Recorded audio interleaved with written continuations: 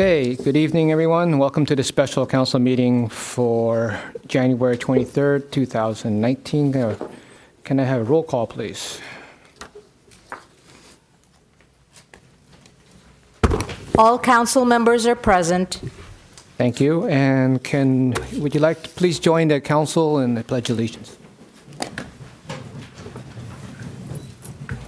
Pledge allegiance to the flag of the United States of America and to the republic for which it stands, one nation, under God, indivisible, with liberty and justice for all. Okay, thank you. We have one item under the consent calendar. Motion to waive the fee and street closure for the Lunar New Year event on March 2nd, 2019. I have a motion from Vice Mayor Holliber and a second by Councilwoman Pappen. Can I have your votes, please? Okay, thank you. All right, so moving on to the main event tonight, existing business. Oh, I'm sorry, thank you. Item number 1 passed unanimously. And so that shows you what good teamwork we have. People can remind me. No, I very much appreciate that.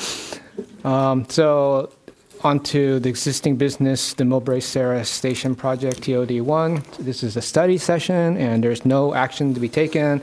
The developers and staff will take comments from the City Council, and the City Council will ask questions.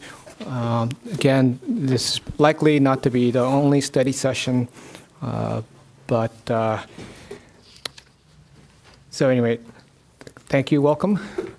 So, if I may, yes, I think that's a good introduction. That the objective of tonight's meeting and the purpose of tonight's meeting is just to inform the council on the status of the project. As you mentioned, Mr. Mayor, obtain feedback on the design elements as we evolve this project into its final design in preparation of future public hearing.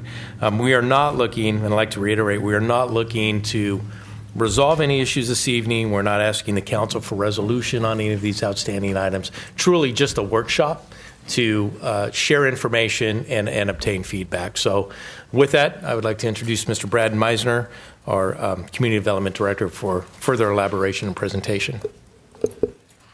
Thank you, City Manager. Good evening, Mayor, City Council.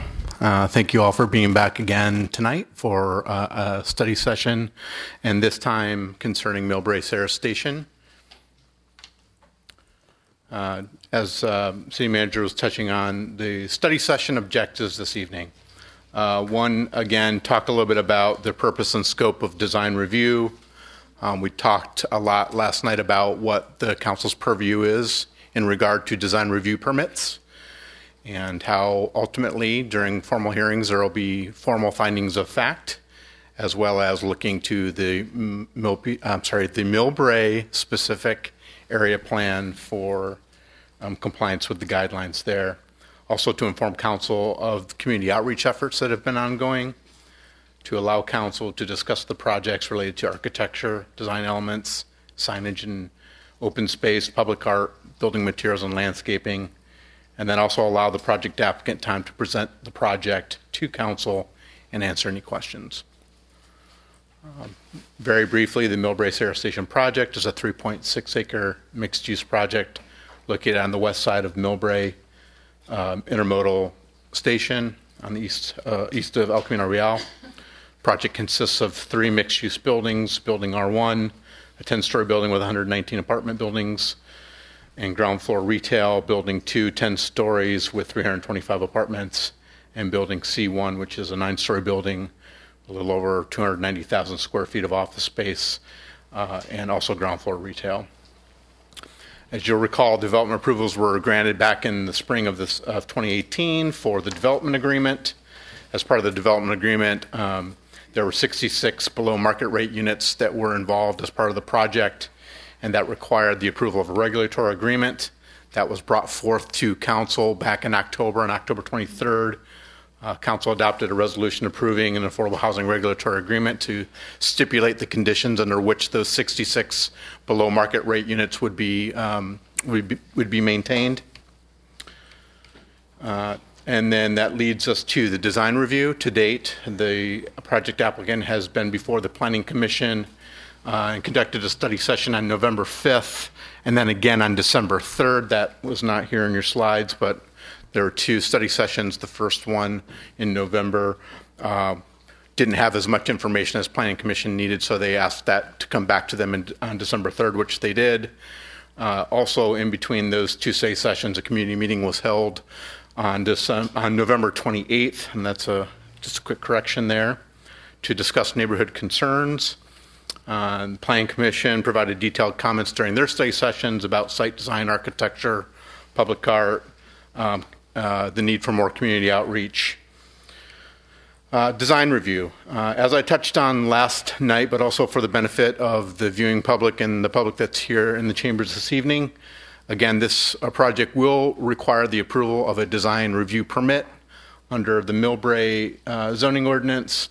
The design permit requires that findings of fact are made. What we've done this evening is we've supplied council in your purple folders a copy of the municipal code that relates to that. The 4 findings that I talked to you about last night are there for your review.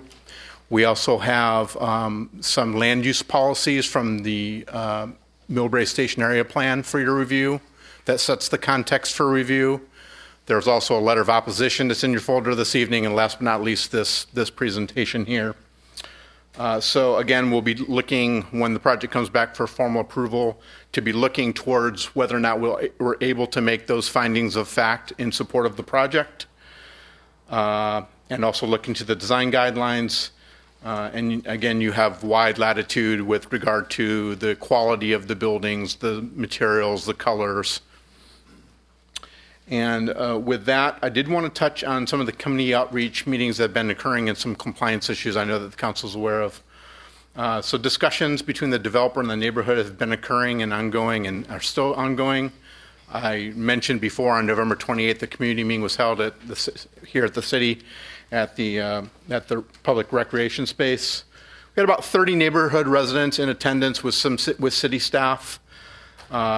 Also in December and January, city staff had at least 3 meetings specifically with directly impacted neighbors with the developer.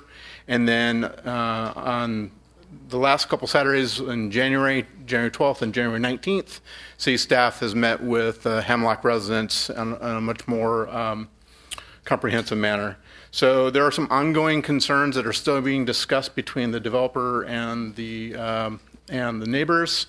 One has to do with a non-compliant building feature, which is a 45-degree setback requirement that's part of the specific plan, and I'll get into some detail about that. Also, just some concerns about the balconies adjacent to the neighborhood as it relates to privacy, noise, visual impacts, smoking, and then also just general concerns about construction noise, dust, and disruption during the construction of the project.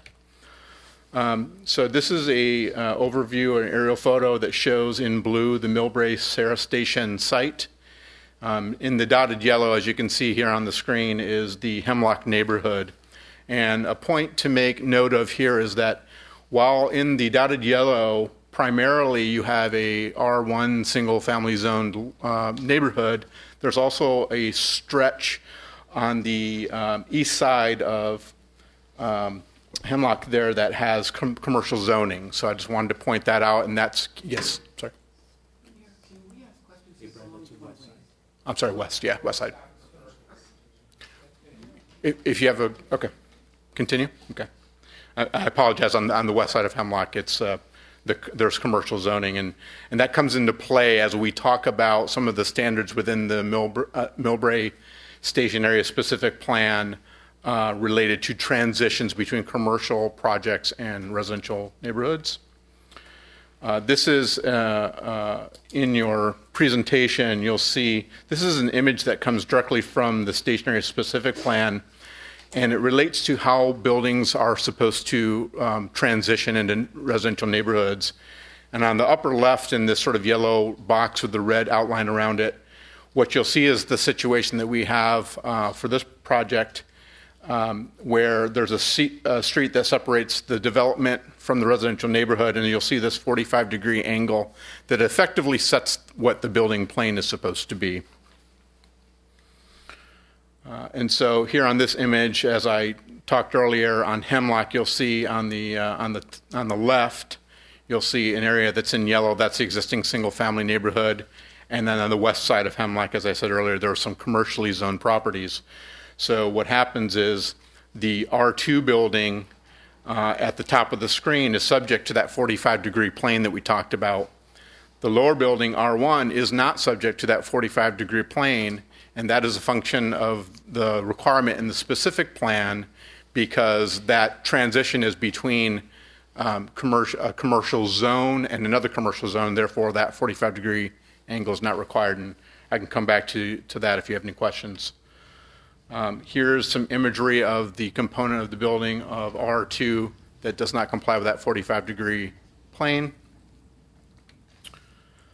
Back in November, when the developer met with neighbors, there were some agreements that were starting to be made about removing balconies that were facing Hemlock from privacy issues on building R2, which would be floors 1 through 6, to place end walls on some of the balconies that were formerly facing south, but now the balconies are facing east towards the railroad tracks, that there would be opaque glass would be put in place so that there would not be visibility off to the south to the neighborhood.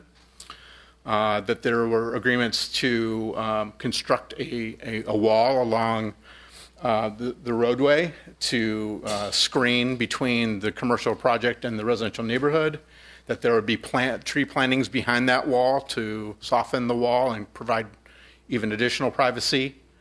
And so, and also there was an agreement with, or discussions of an agreement with the property owners at 500 Hemlock to create a patio cover on their outdoor open space.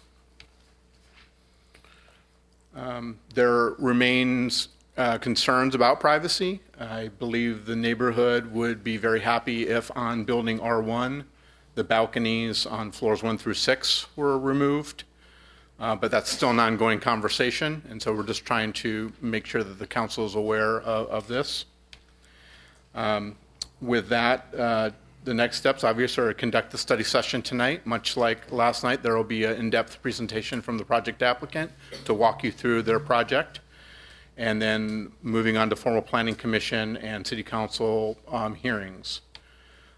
With that, I wanted to provide this image. They'll have the same image, but it gives you a little bit more context from an aerial perspective of where this building is proposed, sort of the overall look and feel of it as it relates to the greater neighborhood and certainly to the region, the adjacency to the intermodal station, and off into the distance you see San Francisco International Airport.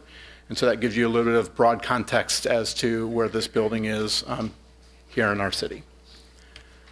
So with that, staff recommends that council conduct the study session this evening and give guidance and feedback to the project applicant and staff so that when project comes back for formal hearings, they'll have much more information as to the council's preference. With that, I'll take any questions, and then I'll also turn over to the project applicant for presentation. Councilwoman Schneider, you had a question? I have other questions. My first question, when did that strip of Hemlock get zoned commercial? So that I would have to research further. I don't know exact time frame, but it is existing in that commercial zoning. Given that I wasn't on council at the time, I'd like to know that, and I'd like to know that. I'd like to know, when was the Quality Inn? When did it go through its process? When did Taco Bell go through its process? And the approval of Taiwu? Just the dates of those, and that can be at a later date. But given that those projects, not so much Taco Bell, have bearing on that neighborhood, I'd just like to have a timeline. Okay. Thank you. Councilwoman Oliva? Just with regards to process, so this went to planning, came back to us with, I think, 11 unresolved issues. Did it go back to planning after that? So I kind of missed that. No, so this went to the Planning Commission again in November. They didn't have as much information as they needed that evening to have a robust conversation. It went back to them in December, on December 3rd, and they gave further comments to the project applicant, one of which was to continue with the community outreach. Actually, that was stated in November, which prompted the community open house that was held in later November. And so now we still have their feedback, and now tonight is just to get council's feedback, and then taken together, that will help them sort of shape their plan. So this has not come with their approval, is my. This is a study session only, yep. And is there a reason why we didn't have a joint study session? So we asked the Planning Commission, and they had indicated that they were satisfied with the study session, and that there was no reason really for them to have another study session. So they're waiting just for this to come to hearing. I mean, the feedback was that we've already seen it. We've already given our input to the project, and they felt that they've kind of exhausted their comments, and that they no longer needed any further study session. Okay. They have no consensus. Well, not in terms of a decision, but some of the some of the design that you'll see tonight, I think, has evolved some of their comments. They had comments about signage, I think, about also retail treatments. Yeah, and there were comments about access to the site. I mean, again, that was also a study session, so it wasn't a formal hearing, so there was no formulation of a formal recommendation to council. I mean, generally, if I may, I mean, generally, I think that they are happy with the project and they're ready for it to come to hearing, even though there was no, decision made, and no decision can be made until the public hearing. But I think they were satisfied. As submitted. Yes. Thank you. Well, no. That is there's still some things as Brad mentioned, that 45-degree step back, wanting us to go out to the neighborhood and try to resolve the issues of the impact on the northern elevation with the Hemlock neighborhood. So we're still in process of trying to resolve that. If not, we revert back to the specific plan, which mandates a 45-degree step back on the R2 building. So with help me out here a little bit. They have three separate issues that are outstanding with their approval or their recommendation for approval. Is that correct? I would say that the outstanding issue that's still in the process of being resolved is the notion of compliance with the 45-degree plane. That's one issue. The other issues were about feedback that was given to the project for their consideration as they go back to hear more feedback from council to see whether or not there is the need for additional refinements to the plan. Some of the comments from Planning Commission, again, were about just making sure that there's adequate access from the station to the site. They wanted to look at the signage, and then I'd have to look back at some of the more specific comments from Planning Commission. I can do that for you. Perfect. Thank you. Mm-hmm. Councilwoman. Yeah, it would be exceptionally helpful to us when we have these study sessions to know exactly what was resolved and what was not at the Planning Commission. Also, the public meetings, I did attend one partway through, so didn't catch the whole thing here. I would assume from this letter we just got that a 45-degree setback has not been resolved yet. So then it reverts to the station plan requirements. And there appears to be other concerns about specific balconies. Again, this is sorry, just got this. Right. So it would always be helpful to us as we come into these meetings to know what has been discussed and where we are on that front. Sure. Okay. Anybody else? So a question about that 45-degree angle. It's in the specific plan. Don't you need a variance in order to deviate from that? I mean, even anybody agreement with the neighborhood or whatever, it still needs a variance, right? Right. So the specific plan does authorize specific deviations from the plan, and so if there ends up where that's a scenario that they're seeking, then we'd have to look to the standards of the specific plan to see if they could meet that criteria for the deviation. And do you happen to know what those? It's the language talks about there being sort of a 10% deviation from the plane, and that could relate to the overall square footage of the building. It could relate to height. It could relate to setbacks. So we'd have to quantify that and do some analysis if that ends up being the remedy that they seek. Okay. So Just to note, if it does not fall within that standard, then you would need to have an amendment to the specific plan. It would not be appropriate for a variance. It would need an amendment. we would have to amend the specific plan. But that would not have to trigger an EIR or anything. No, there's I believe the EIR contemplated the building actually in the proposed format. So I don't think the EIR actually considered the 45-degree setback. So in a sense, there's CEQA clearance for a building that doesn't comply with that 45-degree. Well, I mean, the way it's that more- EIR did not call out that particular issue. So I think we've stated that change could be made. In other words, if there needed to be an amendment to the specific plan, the EIR has already covered that. But it doesn't allow additional square footage, right? I mean, the EIR is based on a particular square footage. Correct. So as long as the building. As long as they is stay within under the that square footage. that was authorized. And that includes balcony. Balconies are counted towards the square footage, right? I'm not 100% sure. Well, Not for living, but for you can count it for outdoor open space calculation, Okay, not for livable square footage. I would look into that again because I remember when I was remodeling my house, they counted everything.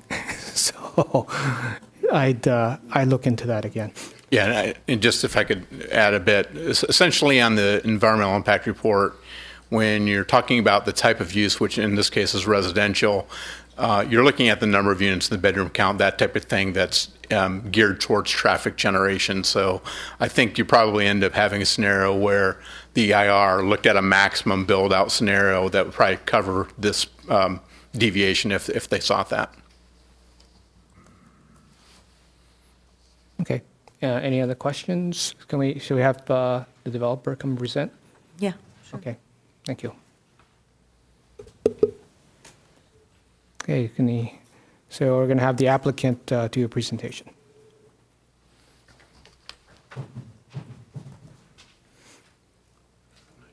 This is this PDF. Yeah. Thank you.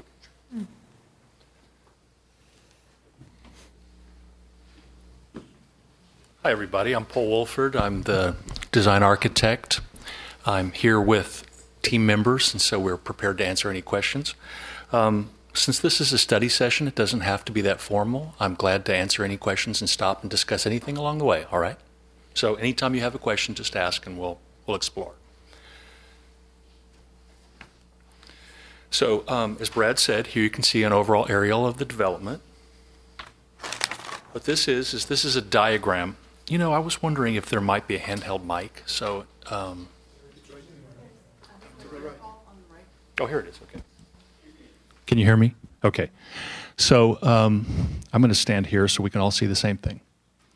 So here you can see the context. Thank you. Do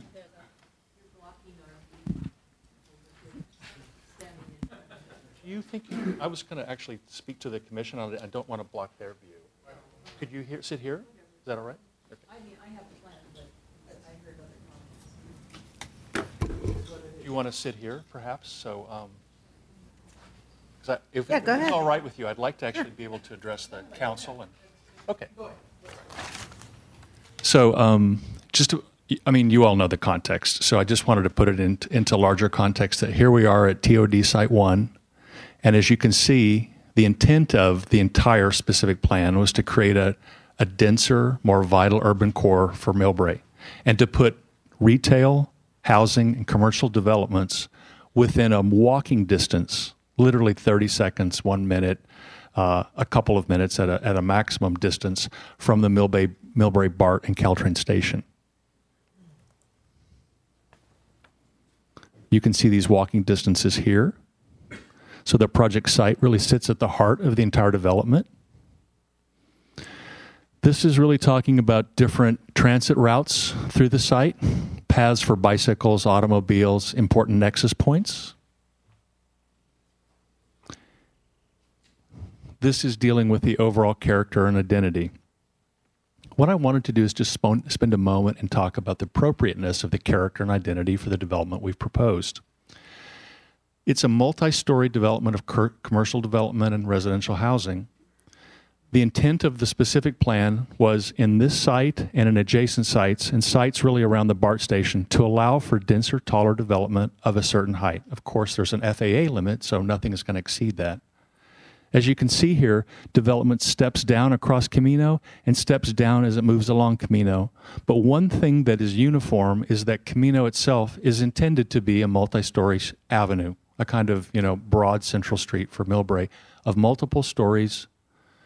And as anyone that walks around Millbrae knows, Millbrae is a city that has a rich and textured and layered history. There are historical buildings from the 19th century. There are buildings from the early 20th century, buildings from the mid-20th century, buildings from the latter 20th century, buildings from the 21st century. And each of them reveals and speaks to the moment in time at which they were built.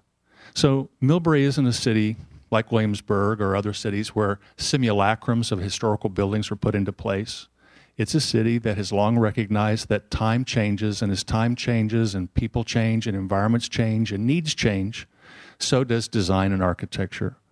All we have to do is walk out and walk down Broadway or Camino, and we can see that layer of history happening everywhere.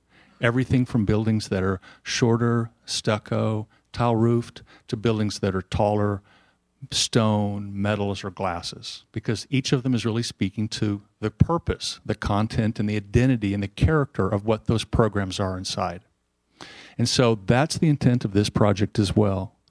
The commercial office building is intended to be sleek and contemporary and really speak to the future, because it's aiming at technology clients to allow Millbrae to attract the same kind of tech clients that you would find in Silicon Valley or you'd find in the heart of San Francisco.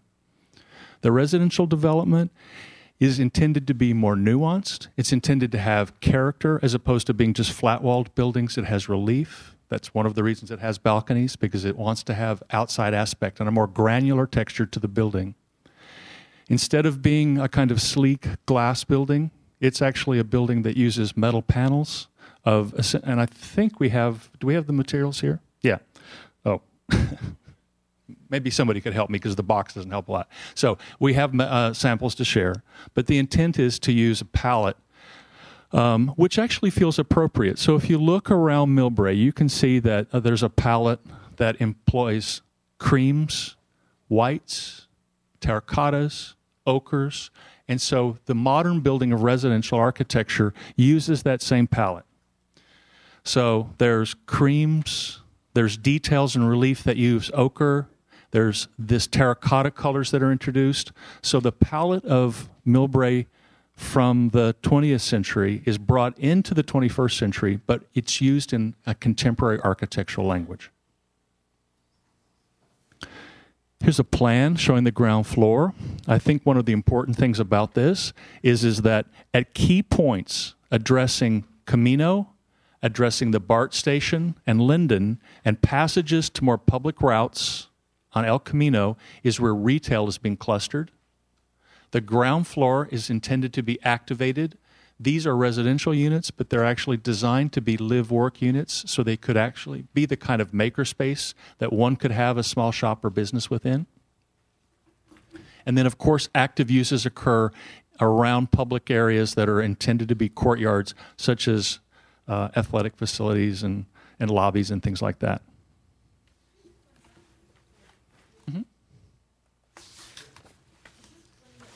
Mike. Explain the worker space, living space. So these are designed to be live-work units. So you could, let's say you're a weaver. You could live there, and you could do your weaving. So you could use it as a live-work space. I believe you could also be a small business person, couldn't you? If you're a writer or you're a bookkeeper or an accountant, and you can live there and operate your business there too. So as opposed to it just being a kind of street in which you don't feel like you're invited or there's public uses, the intent is even though it's a residential building, is on the streetscape to put what could potentially be active uses. So that's what I meant by live work. With signage? They have signage to say, open for business or hours of business? Depending upon if someone, of course, wasn't using it as a live work station or a live work space, then they could be potentially. I think that would have to be discussed with you all, how you would want to operate that. I think what we should consider is maybe just on the ground floor. So that would likely be where, if you're a website designer or something like that, and then you have some signage on the ground floor that activates kind of the retail aspect or it being an active ground floor use. I think we should consider and most likely allow some type of signage just on the ground floor, but not on the higher elevations of the building.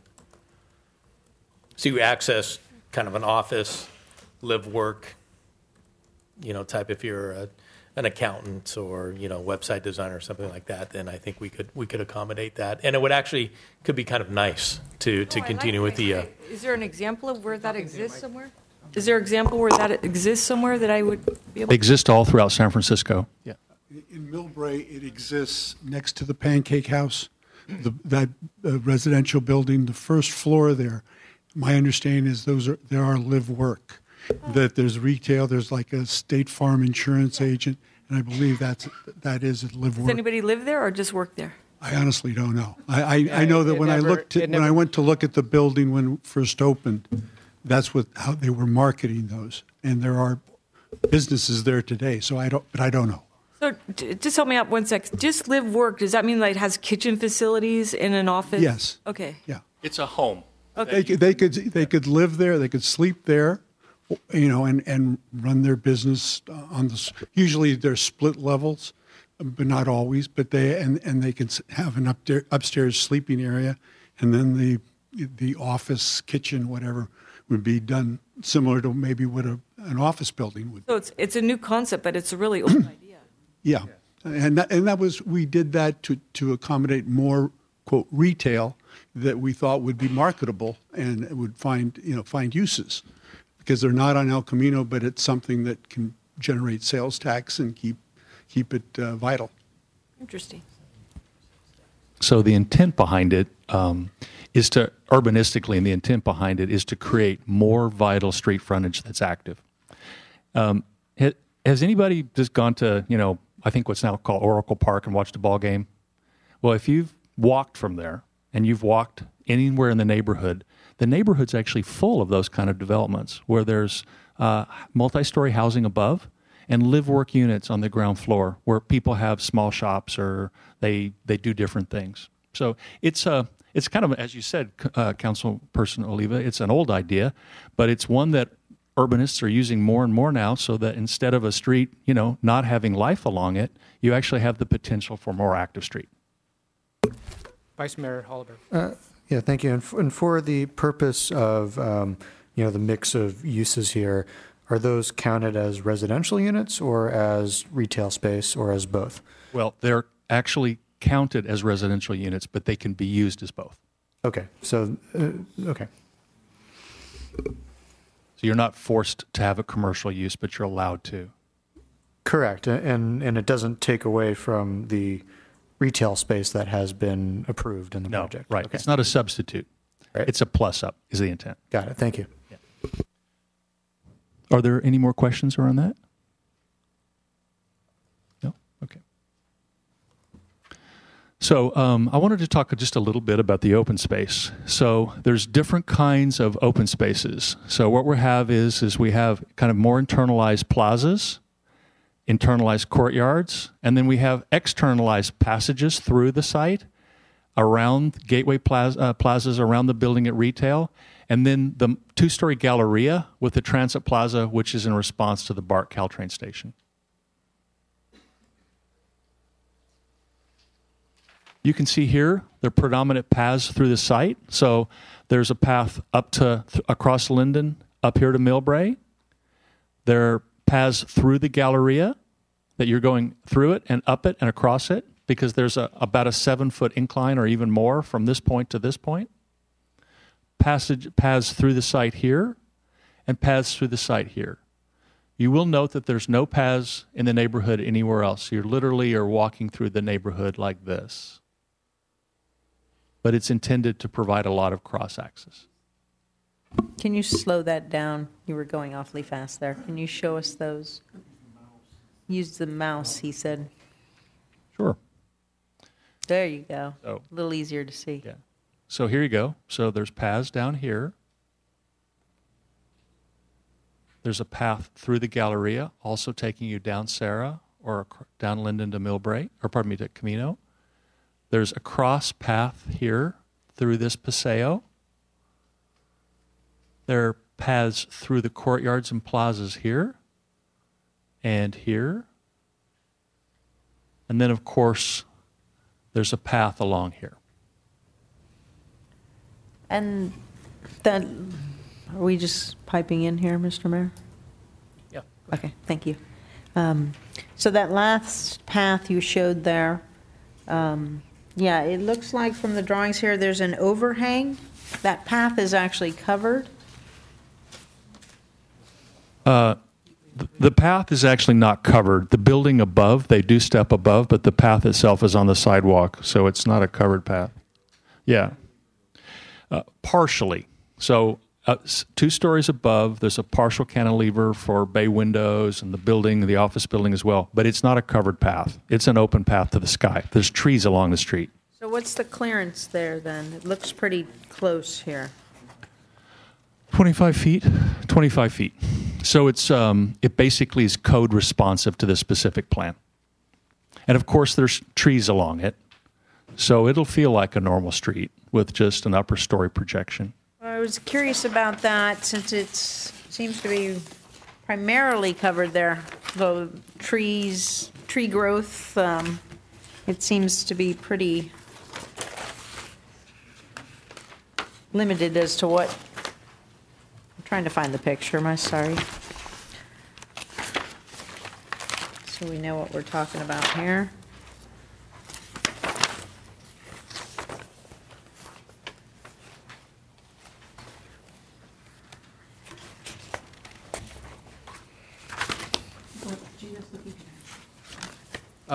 Is it okay if... Go ahead.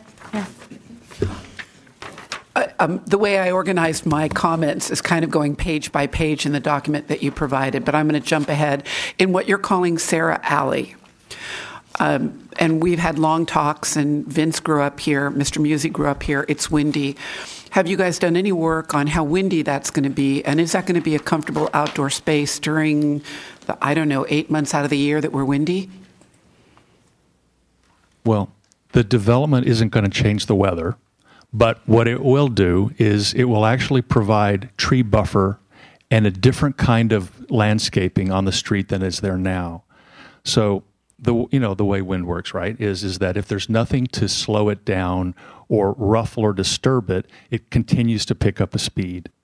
But anytime you actually put in trees, which are a wonderful buffer because of the number of thousands of leaves they have, they don't actually tend to deflect, they tend to diffuse wind.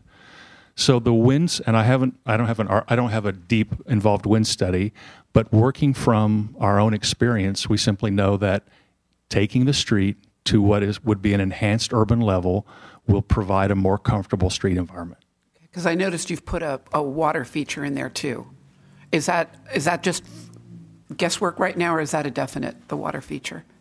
Well, it's not detailed, but that's the design intent, to provide something like that. And this is a question for the city manager, and this may be something that we're not allowed to look at all. Given those 7 properties along El Camino are someday get developed, will what happens to your alley have bearing on what kind of building we could put in front of it? Or is that totally unrelated? And you can tell me it's totally unrelated. No, I think that's a good question, and it's a very good question. So what happens in the future with those projects? Is there going to be any constraint or detriment on the build-out of those 7 parcels as a result of this project? I would say no. I could see in some ways it could help make it a much nicer space if the wind then kind of moves up and over. But I just was curious when I was looking in detail at the alley today. Yeah. Thank you, Councilwoman. And to be clear, Councilmember Schneider was referring to what we refer to as the seven dwarfs, which are the properties that are not currently under development and sit there for unknown reasons. But okay, I found my page here, page 48 of this large diagram here. Could someone help me just jump sorry. out so I could jump back This in? one. Yeah. Is there a way to jump out of this real quick so I can Page 48. escape? Here we go. It won't be the same? Yeah, okay. Here? Perfect. Okay. Here we go. Okay, so I'm curious here, as it looks like your trees are not going to get much light at all there, because it looks like the balcony really, or the building itself, comes out over the sidewalk. So the buildings are 25 feet above the ground. Understood. Yeah. And the trees are planted in the tree zone and the sidewalk. So I think there are actually some Looks like there's specific. building overhang. Ray, do you know what page there'd be a specific section that we could? Yeah. Okay. So, Councilwoman Papin, here's a section of that site. Papin? Happen. Okay, I see that there. And I'm confused. Yeah, that stairwell there that goes up. So the stair is the actual passage that leads to the courtyard and the plaza between the two buildings? Okay. Yeah. So that's not, there'll be no stairwell El Camino side as far as the development goes. Right. So we're actually, this section is cut through that plaza that's between R1 and R2, the open space. Yes, you see the key plan? There you go. Excuse me? So there's a key plan in the lower left corner. Yes. Yeah. Okay, I see that. And so because the site, just in terms of, you asked about whether the trees would grow and what state they'd be in.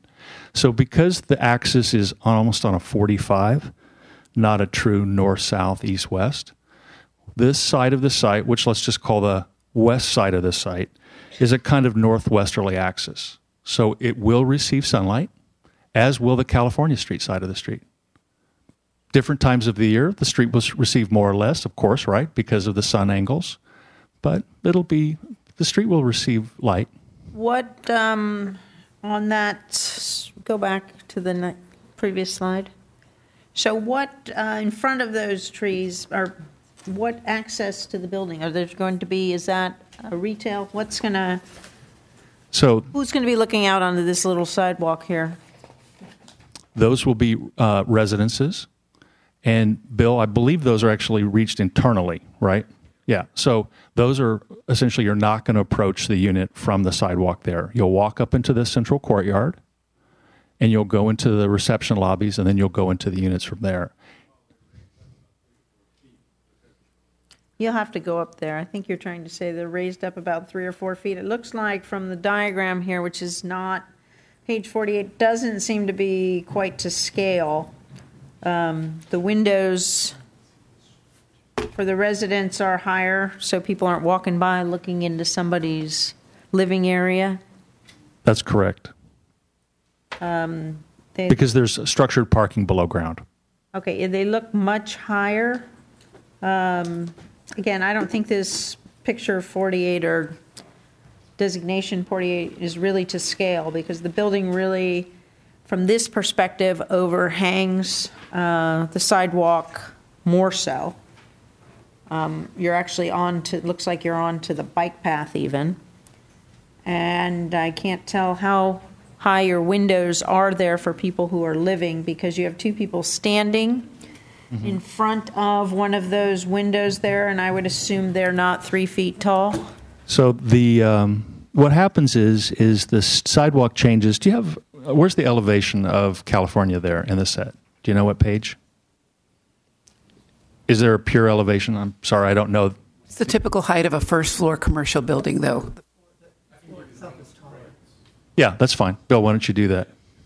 So I think it's important to know, right, that from Camino to the most northerly end of California here, there's a slope of the site slopes. The units themselves stay constant, so there's going to be a differential relationship between the unit and the sidewalk. The intent is that the sidewalk, it is lower than the units themselves, so you actually aren't looking directly into someone's personal residence. But you definitely see the residence because it's just in a relationship to the ground floor. Yes, I'm Bill Higgins. To reiterate what Paul was saying, the plaza level is at plus 18 relative grade. El Camino is at plus 21. So from El Camino down to as California Avenue turns, it goes from plus 21 to like plus 14. We're cutting at a point where the plaza and the ground level of the residential units is at plus 18. The street is at around plus 14 at this point, plus 14 and a half.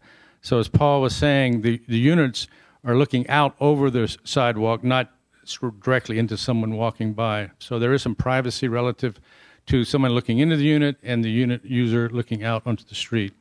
The street trees will be street trees for this location and can have a canopy up, maybe 25 foot. So this is the landscape plan, which will be shown later, will calls out street trees relative to their location on the site. And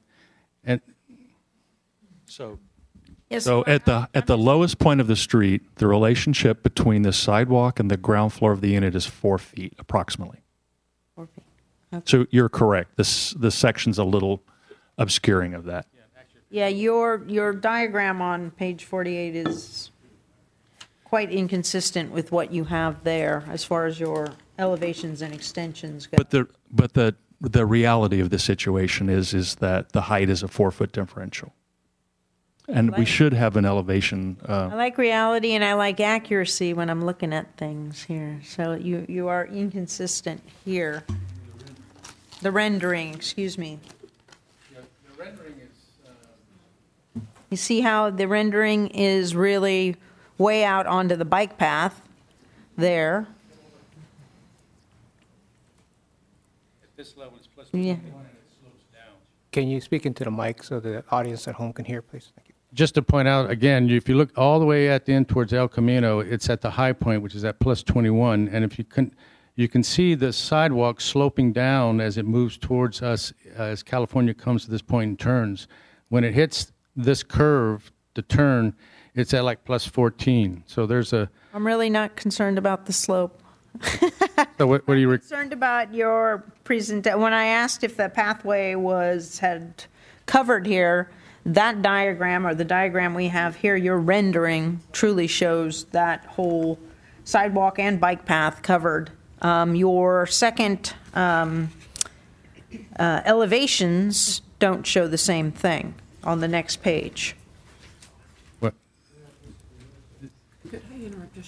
The cover is created, as Paul said, it's like you walk around San Francisco on a sloped street. No, I get that, gentlemen. I'm trying to determine, you're going to stick with the elevation part of the extension here and not what's rendered here as to look like it comes out over the bike path. Do you want me to come closer? I think she's talking about the cantilever. She's interested in the cantilever and the shading and the height. And also, is there any active ground floor retail or ground floor activity and access? This diagram here has you cutting right down the center here. So you're scaling here. So actually, just right, it isn't. It is. No, it's not. And actually, in the perspective itself, just so that we're all clear, Can you guys this is the bike path on this. You can show it on the right? screen. Excuse me. Yeah. Well, it's just that because of the nature of the perspective, it's it. So what happens is, just so we're all clear, is at this point of the site, and it's hard to see, but the building does not overhang the bike path. So how many, if I may, maybe, how many feet from the building wall is that cantilevered out over the sidewalk? So it's 8 feet projected out. Yeah. Councilman. 7 feet from the tree, it looks like. Okay, Councilwoman Schneider has a question. So here's a few statistics probably which would help. The bill said, because Bill's the architect of the residential buildings, the outermost face of the residential building is 8 feet from the wall plane. The sidewalk is 10 feet wide, and then the bike lane's proud of that. So if you're on the sidewalk at 25 feet and above, there will be some cover 2 feet from the sidewalk in, and there'll be trees on the sidewalk. But if you're in the bicycle path or you're anything in the public realm, there's no cover on top of you at all. Although the renderings are perhaps a little confusing, when you're walking on the street, the height of the ground floor will be about the height of the dais you're sitting on from the ground, so that you're not looking directly into someone's unit. But of course, the street slopes, so that changes as you go along. There is no commercial on California facing this street, so there's no commercial facing the Hemlock neighborhood, but there is commercial at the corner of California and Camino facing Camino. Are the units accessible off of California or no? Or are they just internal? No. No access, okay. The only units that are really accessible from the ground level are the live-work units on Sarah. This came up last night, so I'm curious, City Manager. Last night with that developer, every time one of us up here brought up a concern, they were taking notes so that when they come back to us, there might be a new graphic, there might be a new elevation or something like that. So I can clearly see the confusion on this page. So I would like to see an updated graphic that clearly shows that the overhang isn't overhanging. I had another question. We've kind of gone from plants to building. Last night, they were organized differently. I just looked at your plant list. 3 of your trees need full sun. 1 tree needs partial sun. So, but the tree that it looks like you're using all along California is a full sun tree, and it probably won't do well there. So, if we're going to talk plants, let's make sure that we're getting the right plant for the right amount of sun. So I'm glad to jump around anywhere you'd like to. So if you'd like to go to plants now, we can, or... If I know that you guys are keeping a list every time we bring up something and we're going to see an update the next time we see you, that's perfect. You will. Okay. And as the staff, we're keeping detailed notes as well. So I guess I'd like to ask, how would you like to proceed? I would like to just do it systematically. That way, if we jump around, we don't get confused. It'd be a lot easier for everybody to follow along. Okay. Do you want to go page by page? I think you should do one building at a time. Right. So can you continue in your presentation, and if we have questions, is it okay? Okay. Here we go.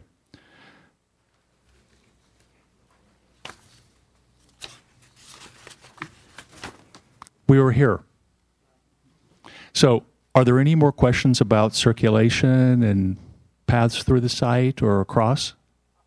I just a little bit before I go on is that I think that it would be helpful if you had a elevation rendering of the units, because I can see an elevation rendering for the office building, but they're not in the package. And that page is for signage, so it'd be nice to see.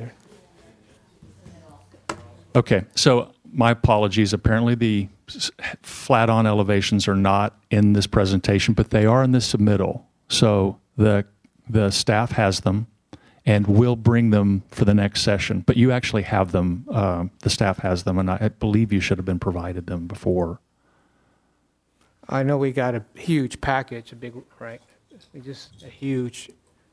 Then we get a huge planning. Or was that for TOD too? Okay. Right. So everything would have been in that, right? Everything would have been in that. But I think what I'm hearing is the next time we come back, it would be helpful for you to have very clear dimension sections with elevations that correspond. So so that we are able to answer every question for you. Does that make sense? Well, I think, is that what you presented to planning commissioners, or is this the same material you presented to planning commissioners? Yeah. I think that would make sense. I think that would be helpful. Yeah. Okay. You're seeing approximately the same presentation with the questions and requests that planning had that have been incorporated into this presentation to address comments from planning. Okay. All right. So there's any questions on circulation? No. Okay. Thank you. Okay, bicycle circulation. So it's also intended for different bike lanes. So there are dedicated bike lanes around and across the site.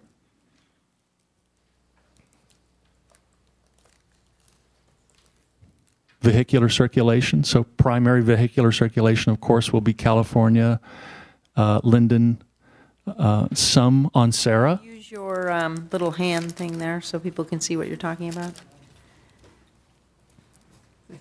Primary circulation along California. There you go. Thank you. Linden, Sarah, with ride-hailing drops. Loading. And then, of course, primary circulation here on Camino. Vice Mayor Holder. Yeah, so Sarah in this configuration is a one-way street? Yeah.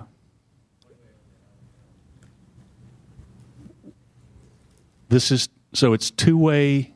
It's showing, the arrow, though, shows it one way here. Yeah. So Sarah remains open as a two-way street. And we'll correct that. So it looks like this is showing one, but it's two. Yeah. And sorry, and that would be the drop-off for the development, or also for BART in this situation? It's for the development. BART has separate drop-offs. Okay. Their BART drop-offs are here. Do you see these? Right, in the same spot. Okay. Yeah. So that's okay. That does not affect the current BART drop-off area. Okay. Thank you. Councilman Snyder. I had two questions on this.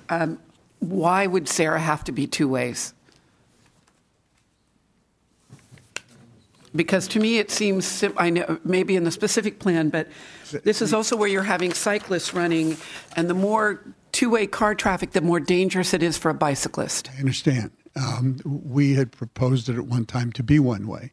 My recollection over 4 years now is that the fire department wants it to be two ways. Can we get clarification on that, City Manager? And it works today as a two-way street.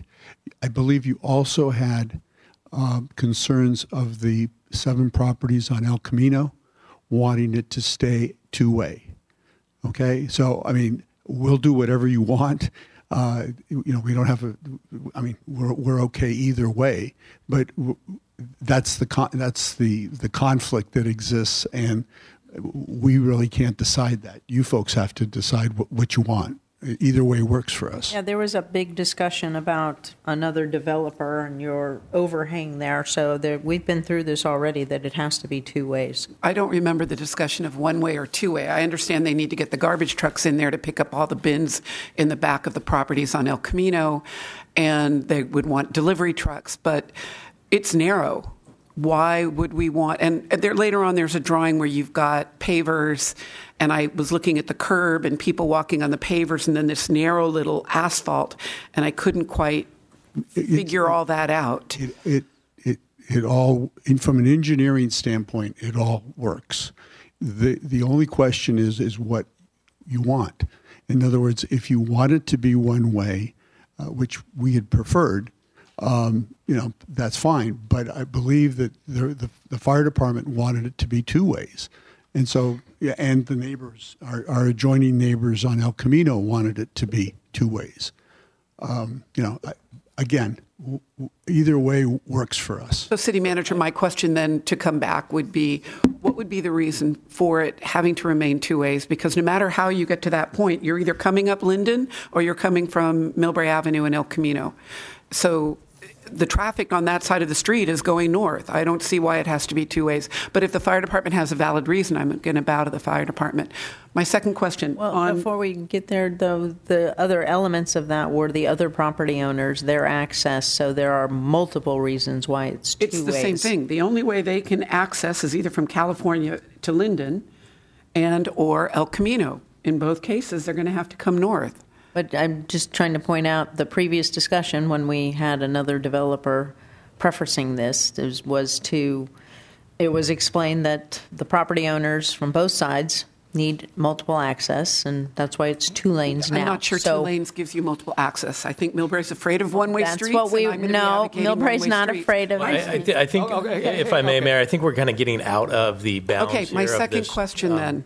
Architectural review and discussion. This is on California, and I talked to the city manager about it. I'm a little confused where you've got loading dock, because in the future, a lot of traffic and a lot of cyclists will be coming up California and making that turn and coming up to El Camino, and there's a loading dock right there. So I'm concerned about bicycle safety and pedestrian safety with that loading dock. But city manager, forgive me if you told me, this is actually underground, or is it at street level? No, it's at grade, but it's internal to the building.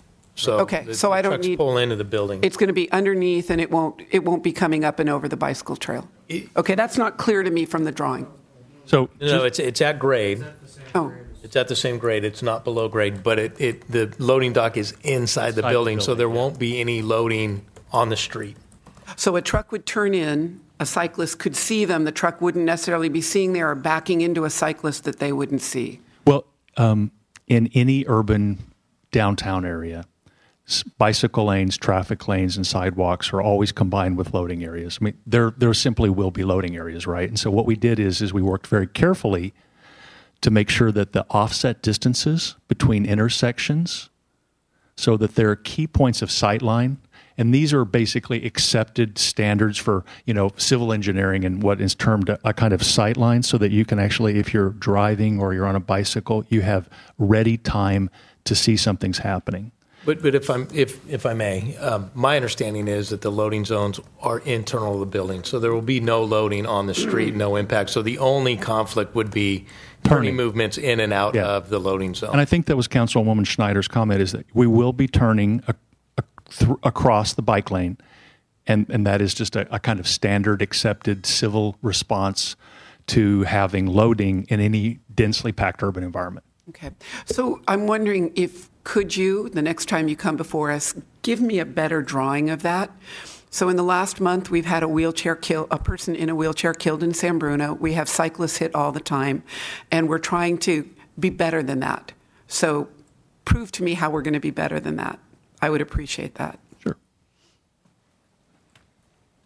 Okay. Any more questions around vehicular traffic? The main entrance to the garage for the residents? Here. And here is the other main entrance to the site. So they both are the primary entrances for people going to the underground parking. And the number of spaces underground? The number of spaces, 1,025. 1,025. So those are going to be pretty busy entry and exits from in and out of the building. Certain times of day they will. Okay. And can I assume for safety reasons there'll be some kind of, like, if you're in San Francisco, there's an alarm, you can hear beep, beep, beep when a car's coming out or going in. Right. The same kind of safety precautions that are used in every kind of dense urban environment and Class A developments for residential and office will all be employed here. Mm-hmm. So the very safest standards for loading access that are used in any other primary development for in San Francisco will be employed here too. That same level of care and quality will happen. And who determines whether they put up those visual mirrors? So if you were coming, you can actually see, you can look here and see what's, say it's a bicyclist or a pedestrian. Whoever basically becomes part of the program of, and if that's something we want to see, we could show what that feels like on a streetscape. Well, no, I mean, I just was wondering who determined it. Thank you. So real quick, that would be our traffic engineering review, and some of that is by code and some of it's the discretion of the traffic engineer. Most likely we would have it in this situation. And is there a drop-off area? We won't get into how poorly the Uber and Lyft drivers are stopping in the middle of the street, is there going to be somewhere where people can pick up and drop off? There's 2 designated drops. One is here, and the other's here. Were you talking for Bart? No, I'm talking about anybody who lives there or goes to work there and takes Uber or Lyft. They So pick you up see and the drop off. You see the red bar here and here. Those are the drops.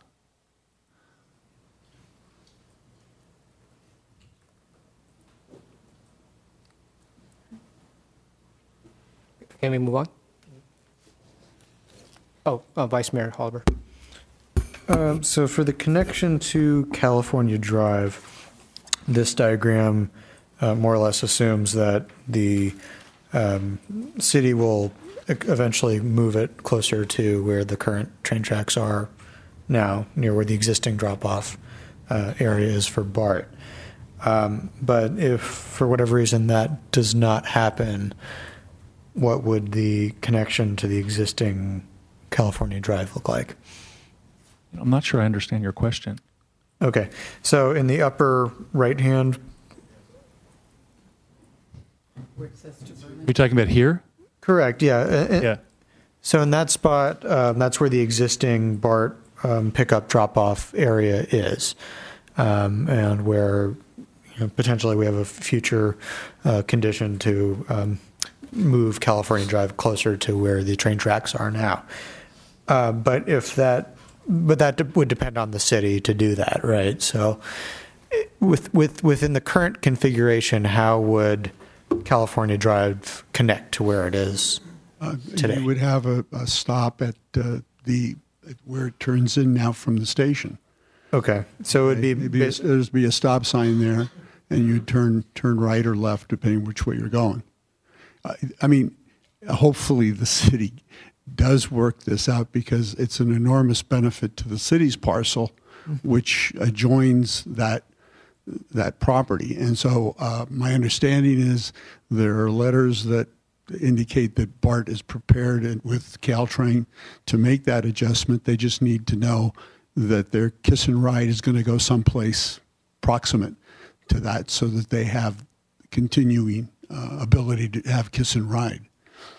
Okay, so perhaps for future hearings, we could have just in case that doesn't happen for whatever reason, some type of a diagram or a rendering of connecting California Drive to its current configuration, where it stops in front of the station there. Well, essentially, it's going to be what's there. It would just be a right turn. Right. It's what's there. Towards the tracks. Yeah. I mean, it's not our property to be able to do anything beyond the corner of Linden we don't own. And so if the city doesn't work something out with BART to be able to create, I mean, we've offered to pay the cost of doing that installation, but we don't control the property. And Traffic mitigation fees are intended to pay for that work. Okay. I mean, this is off subject, but I mean, there's some ideas when we go out for an RFP for our hotel property that there can be some integration of parking and drop-offs that could accommodate in a partnership there. Okay. Thank you. And just as part of that element, does BART still need to transfer land to us there? Yes.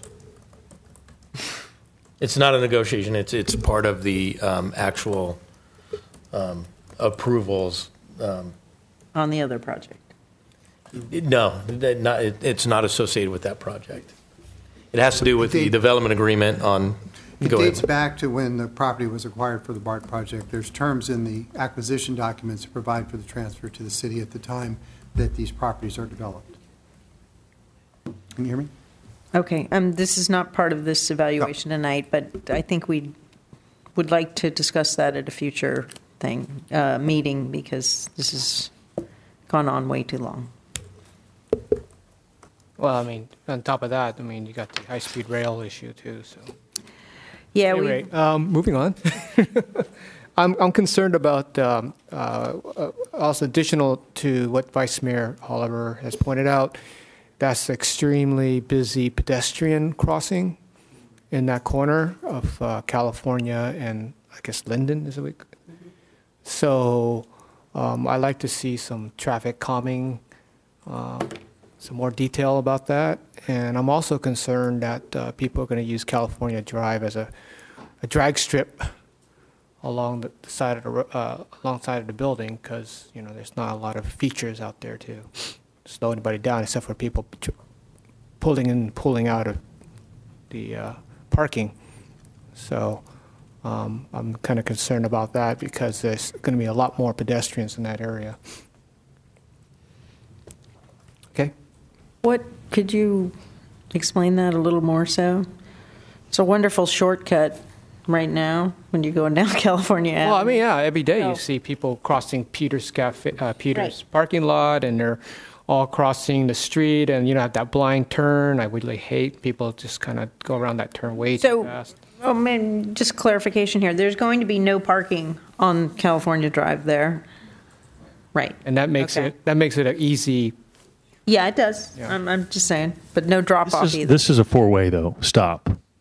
So part of the inherent traffic calming is the fact that it's a four-way stop. I know, I realize that, but my problem is those people at the stop signs at that corner, but you have people always jaywalking, and they're not going to go to the intersection. They're always crossing. It's just human nature. They're not going to use the crosswalk, and they typically cross in the middle of the road like they do now. They don't use the crosswalk. Mm-hmm. So that's my issue. I don't want to hear that, somebody got hurt or got killed, and even though they didn't use the crosswalk, I don't think that's a very good. I don't think we're going to. Councilwoman Snyder. I'm sure you have driven California and Burlingame. If you haven't, please do, because they've done a lot of work on their, I'll always get the bike lane wrong, but they've got all the green markings up all the way down their length of California from Millbrae to Broadway. And that's part of our connectivity issue.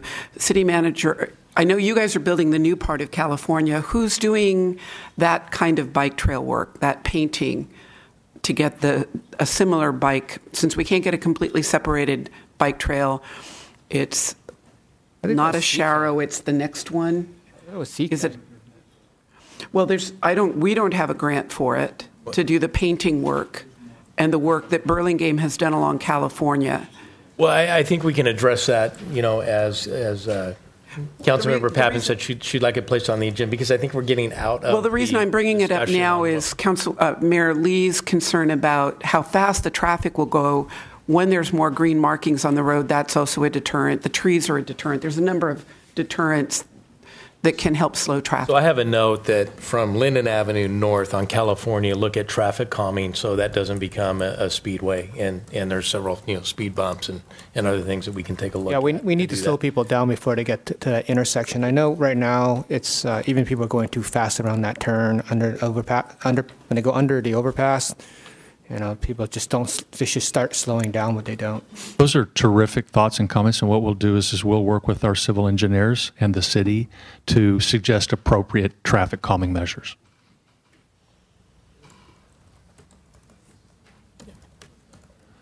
You can see here, basically this is the route for trash trucks and service vehicles like that.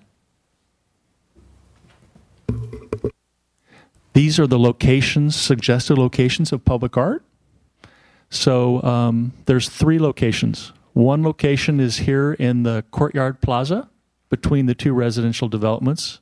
So it'll be on the publicly accessible route and path across the site. The other public art piece is intended to be here in the Paseo between the commercial office building and the residential building. Again, publicly accessible and seen from the street. And the third piece is intended to be a dynamic wall that really crowns the entire second floor of the Galleria. And that will be seen from the BART station Caltrain, Linden, and the public realm. And we have some more images of that, more detailed images. So let's talk a little bit about public art. These are some different precedents, just different kinds of public art we looked at.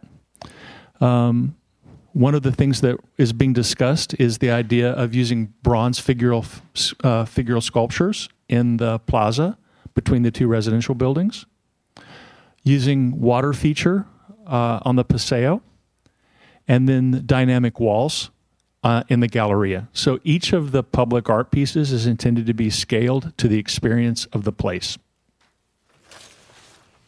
And all of them should be a handsome addition to your streetscape. I wanted just to, is there any, Councilwoman Schneider? I am. I like your art ideas, but I think that they mainly serve your own client base. I don't think they give much to the city in terms of visibility for someone walking or moving by. And the one part of your project that I don't have a good answer for you, but it's the front of the R1 building, that corner, to me is, sorry, it's really boring. It doesn't do anything for me, that corner. It's got the red wall and it's got a lot of glass. And to me, that's a place for a large installation of a large piece of public art, something that really says, wow, this is who we are on there. And I did show the drawings over the weekend to some friends, and they thought it looked like a movie theater. That was the impression that they had from that one place. So I'd like you to think about a couple of other areas, sort of where people walking on the outside of the project might see it. I hear you're saying the water feature. Maybe they'll hear it, maybe they'll see it. I'm just not sold on that. I'd love to see you think of a few additional art areas. Okay.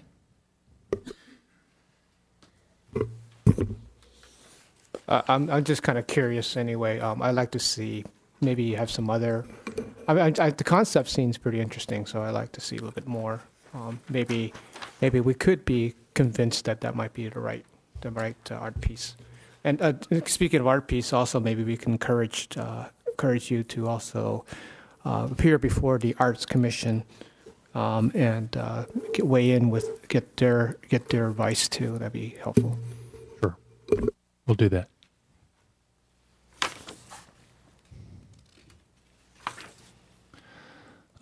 These are the roof plans of the various buildings. I think it's important to know that there are 3 green roofs. One in the R2 complex over the live-work units, one here on top of the roof of R1, and then another green roof on the top of the commercial office building as the commercial office building steps.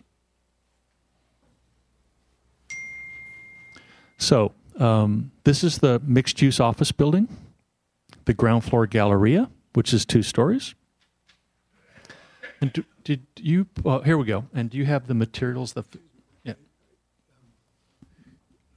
Mr. Oliver, I think this shows you what the intersection would be if it's left unchanged. Correct. Okay? Yeah.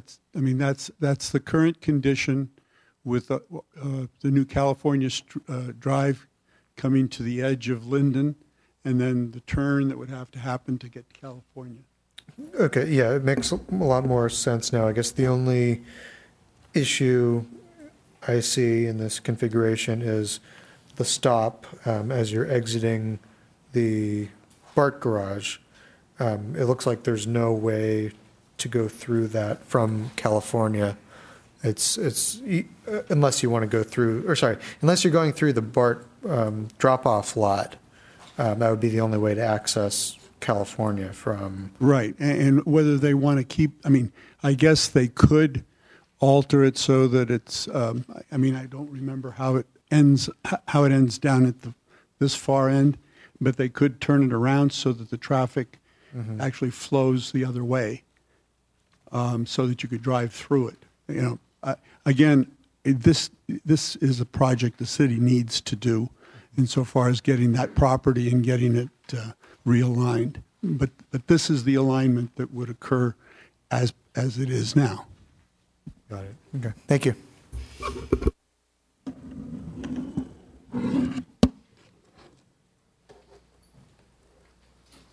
It might be helpful to pass them around up on the. So we brought some samples of the materials for the buildings.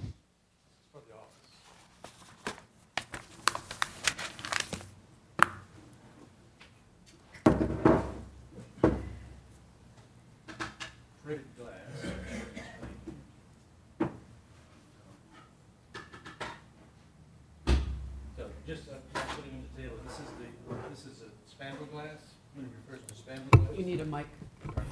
This is spandrel glass. When it refers to spandrel glass, it has a fritted surface on the back, so it's opaque. Would it be helpful if we pass them down? Would you like to touch them, or?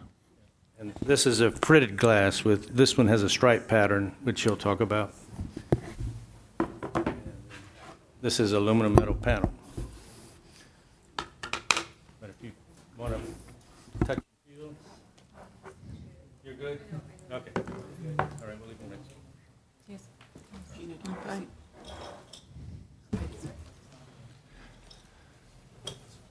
Before you get ready for the glass, I know that I've talked to you and you guys have said that it's bird safe. Can you explain how that works? So do you see the white painted lines inside of the glass? So the white painted lines act as a visible screen that the birds can see, so they're not basically fooled into thinking it's something they'll fly through. And is this what you would use near where the trees are? It'll be all over the building. All over the building. Yeah. And that's a standard accepted bird safe response. And the Audubon likes it? Yes. Okay. Audubon Society, excuse me. Thank you. Yeah. It also is an environmental sustainable solar response. So it acts as in a sense, it's a kind of solar gain heat retardant. So what it does is it diffuses the amount of solar gain coming through the window wall. And it also allows for greater glare control within the spaces.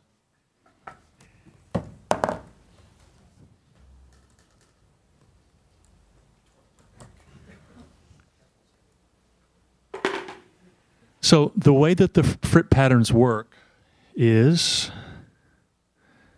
they graduate across the building. So they're denser on one side of the building, and as they move across a facade, they actually become slightly more open. And the same thing happens on the other corner. And then in the sweep of the long facades, they're more open on one end, and as they sweep across the facade, the lines begin to get closer together so that it doesn't look the same as you're looking at it. It actually feels like kind of a wave in motion.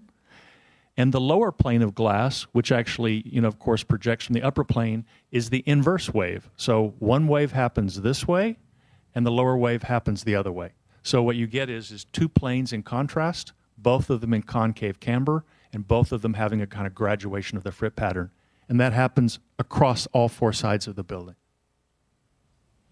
One of the other things that we did is if you just looked at the prescriptive form-based zoning of the architecture, and I'm just going to jump back really quickly to talk about it, just to explain it.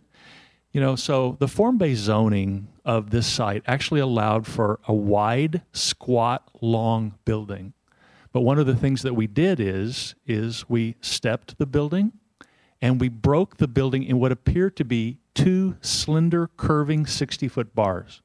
And the reason for that was to break down the scale so that it didn't feel like a low, fat, long, squat box. It actually feels like two slender, elegant curves, one curve layered in front of another curve, and the same thing happening on the other side on California, and the buildings step as they move down.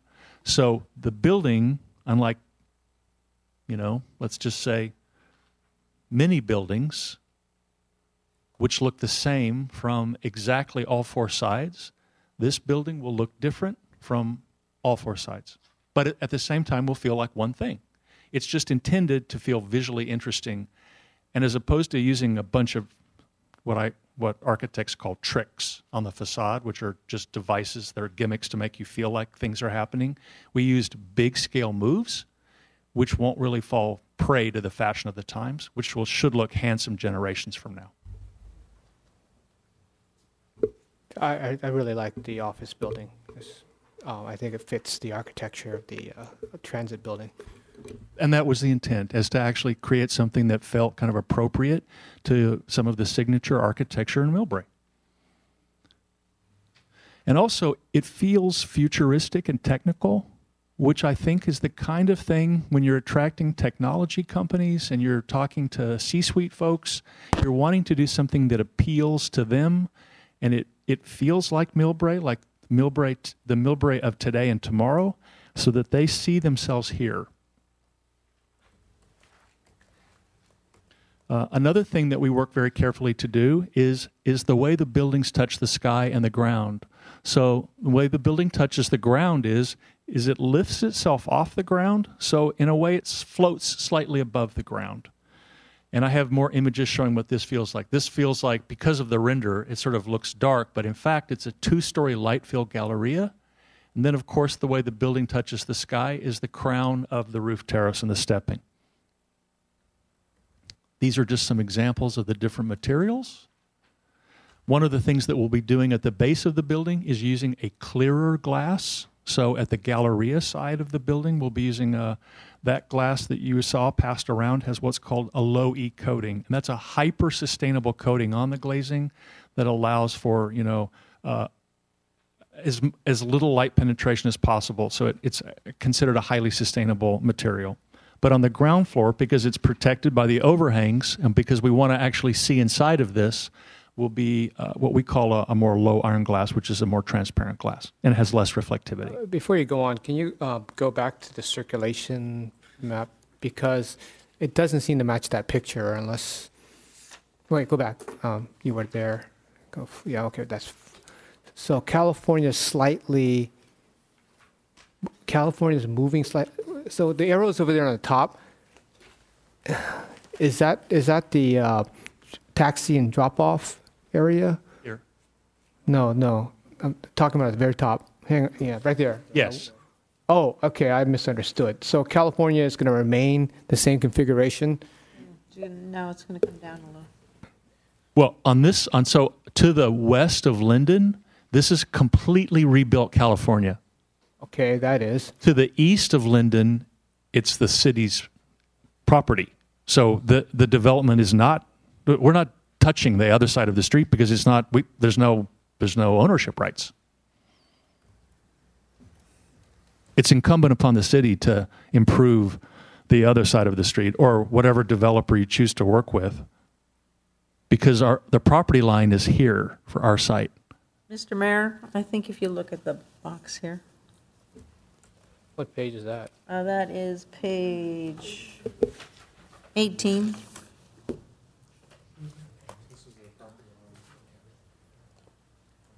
So Mayor Lee, you see where the improvements are? Yeah. Everything east of this line. Mayor, would it help if we put an aerial? Well, I'm looking at page 17, and it's labeled California Drive, but I don't think that's what it really meant. I think they're labeling California Drive should be, it's mislabeled. It is. Yes, California is really. Yeah, it's up here. Okay, so that's where the confusion is. Yeah, that should be future California Drive, Right. actually. Well, okay, so the new California Drive is going to be right where it's labeled? Yes. So they're not going to be the drop-off area is going to be changed? So if you see Linden Avenue on that, Yes. and then you go up, everything to the left of that is what the developer's building. Everything Right. to the right is a future improvement to eventually align with I the see. California Drive. And what's going to happen with the drop-off area? Is it going to be eliminated? That's what I said. We're going to have to relocate that, and we can integrate it in with our property. As a hotel's built, we can integrate. It'll be a different project, yeah. And I think there's room to integrate it. And Okay, can we stick with this project, Mr. Mayor? Yeah, Please. I'm just trying to understand because it'll impact the pedestrian flow. So, yeah. yes, for the interim, I think you come down California Drive, you have to make a right. There'll be a 4-way stop sign, then make a left, then to get to this project in the future. Oh yeah, of course. I mean, I believe that we have to look at the impact of the whole area and not just that part, because we as a council has to look out for the safety and welfare of everybody involved. So our I think it's all engineer- relevant.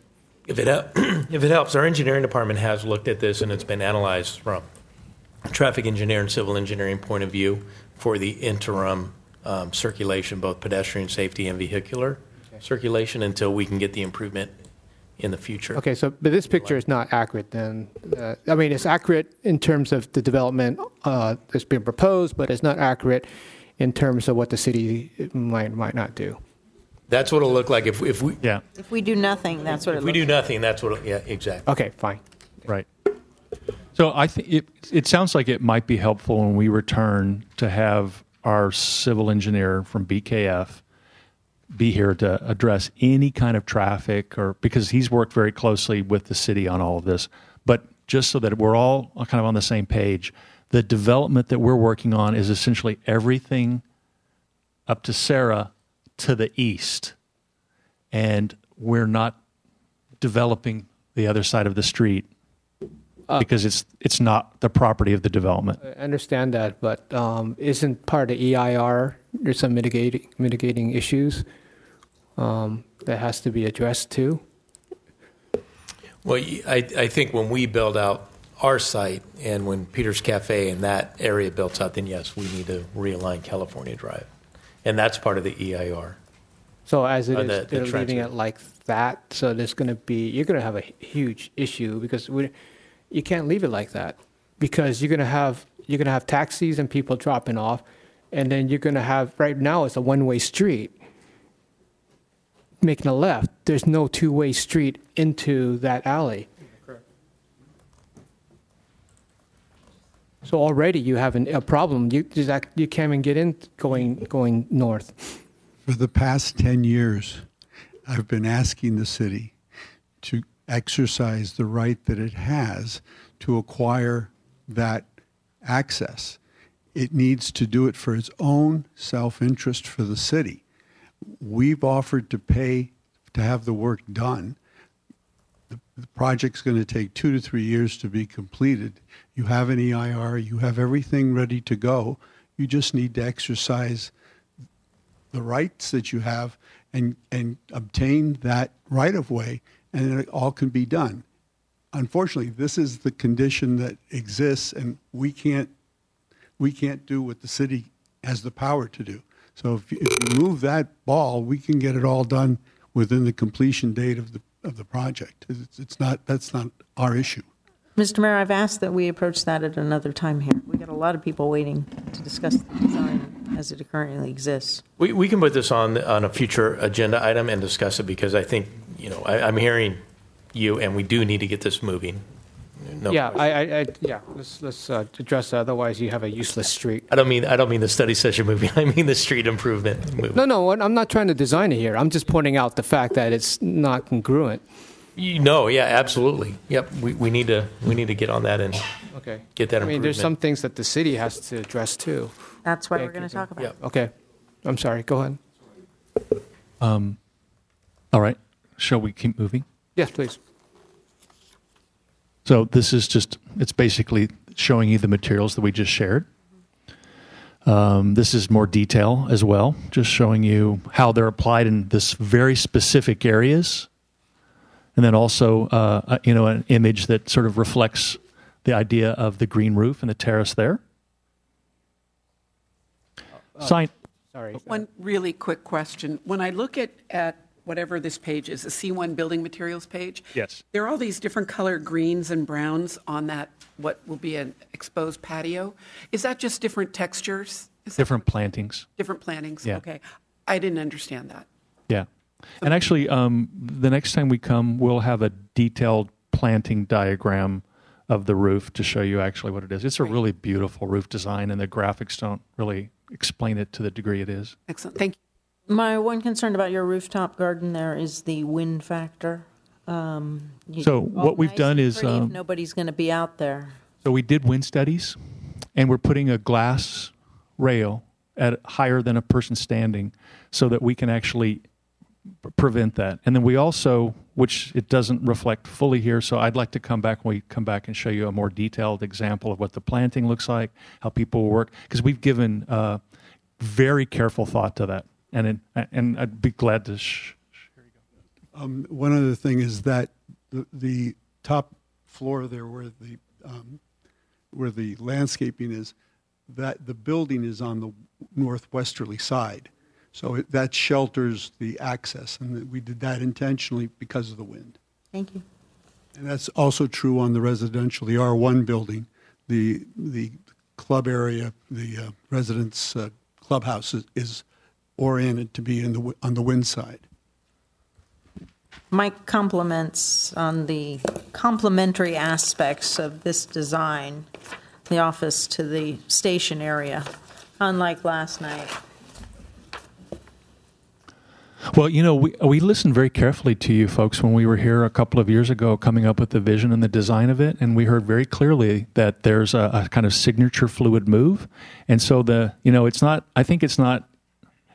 a coincidence that the BART station at Millbrae and BART Caltrain has a kind of aerodynamic quality because, the airport is, your important neighbor. Millbrae is the gateway to the San Francisco airport, and the San Francisco airport on some levels is in a great symbiotic relationship with Millbrae. And so, that... I'm glad you're noticing that.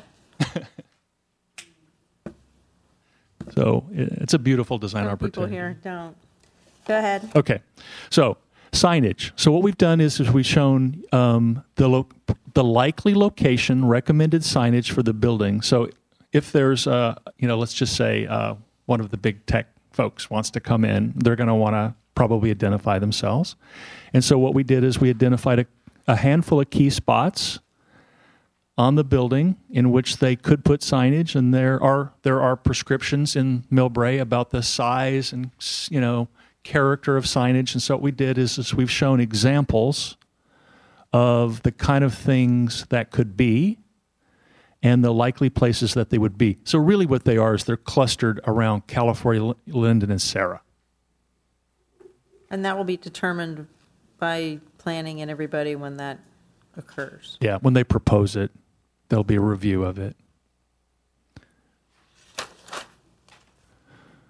So looking down California, you can see here's where the entrance is to BART Caltrain.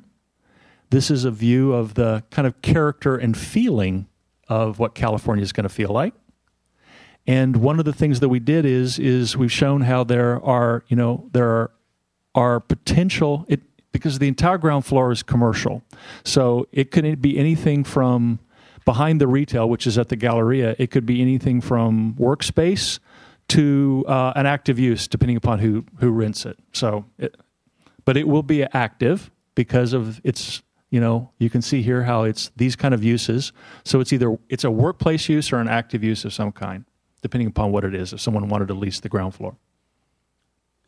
On looking at that same diagram on the BART side, there are no trees. Is that a function of Sarah Station, or is that a BART issue?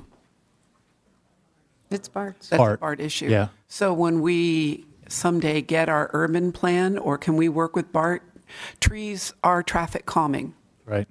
And wind calming, as you were saying. The trees just enhance the character of any cityscape. They quiet the wind, they purify the air, they do lots of good things. Question? Okay. So, City Manager, can we put that on some kind of tickle list or discussion with BART as all of this work is going on? Well, yeah, I think, correct me if I'm wrong, but that rendering on the east side of California is not anything that you're proposing to improve at this point in time? I believe, again, I've brought the engineer to every meeting, and no one really has had any questions for tonight. I told them not to come. Anyway, my understanding is that the bicycle storage is something that we're doing because BART wants it was some condition that they put in, that the city put into our requirement. And so we're doing also the bus pullouts and things on the BART side. We're doing that as part of the improvement. In other words, we're improving both sides of the street up to the curb for BART. And then because creating the bus lanes affected where they had bike parking, we had to replace that. And so these were the locations that I believe the engineers worked out with the BART engineers. And that's as I understand what we're required to do. What I'd like to see then, if I'll just be blunt, I'd love to see trees on both sides of the street. It'd be great if the trees matched. So how can we at least begin that conversation? Well, I don't know if BART wants trees. okay? This is... We're going to be dealing with high-speed rail there, too. At this point in time, I wish we would stay focused on what we have here. It is a governmental issue. I mean, it isn't something that we control. We'll look into it when we talk. High-speed rail could be another 20 years. That's 20 years of no trees in a time of climate change. And that's, first and foremost, one of the things a local government can do is get trees planted. We will look into it. So one of the things we have done is plant them on the side of the street where we actually have the jurisdiction. So I think what you can see here is, I think in California streets, I mean that side of the BART station is not anything that you would, frankly, put on a postcard to, advertise the town with now. But it's going to be really handsome. And so I think one of the things you can see here is that folks who are arriving in your community and getting off of Caltrain or BART and walking toward downtown from this side, we're just looking, as opposed to looking right at the Galleria, we're sort of turning and we're looking down the street. And so you can see here how what we've done is how we've lifted the buildings up. And the office buildings step. They step in plane. These are several feet in front of this. They step up here. And the residential building, you can see, has a tripartite. So you know how if you think of traditional residential architecture, you think of a base, you think of a middle story, and then you think of in a way it touches the sky as being different. And although this is not historical architecture, the intent of the design is to do those things as well. So here's the base of the building, which is more solid. And then you have the kind of glazed frame around it. And then you have this frame, which maybe, Bill, we could bring the materials up. So this is a combination of using these ochres, these sort of creams, and the glazing materials, which should feel actually very harmonious, even though they're contemporary architecture with Millbrae. And you can see here how the ochre colors are used as an accent on the side frame. And this is actually a comment in development that we've been working through with planning. So planning was interested in enhancing the kind of relief, if you will, and the coloration and the activity of the facade, especially on the residential building. And so we've listened carefully and we've responded to that. And so what you see now is a development from what would have been seen before.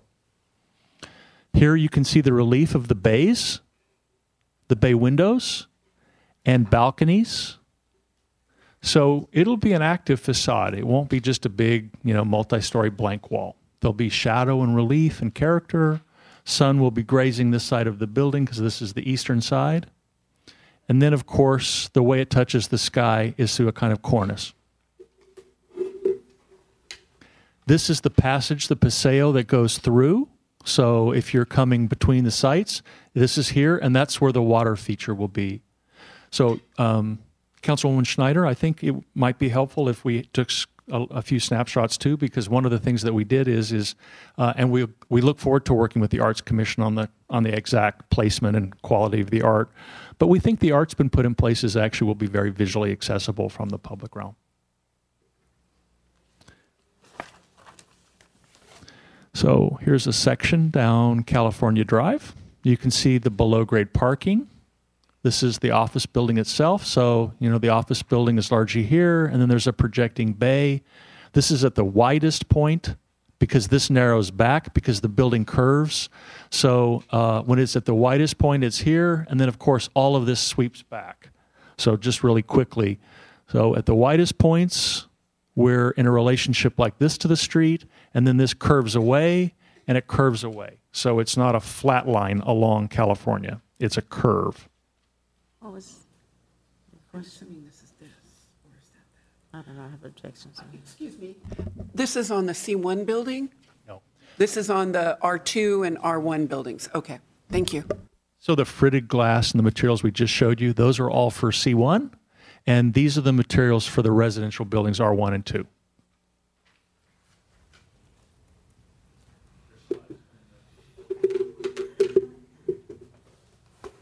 I just wanted to point out the section of the street.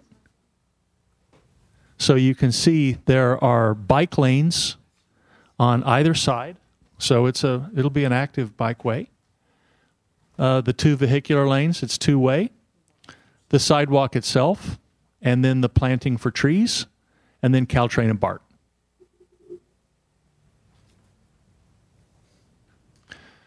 One of the things planning was interested in was signage. So what we have done is we have the signage consultant, the signage designer here, Square Peg Design. Maybe you could come up if there are questions about it, you're ready to answer.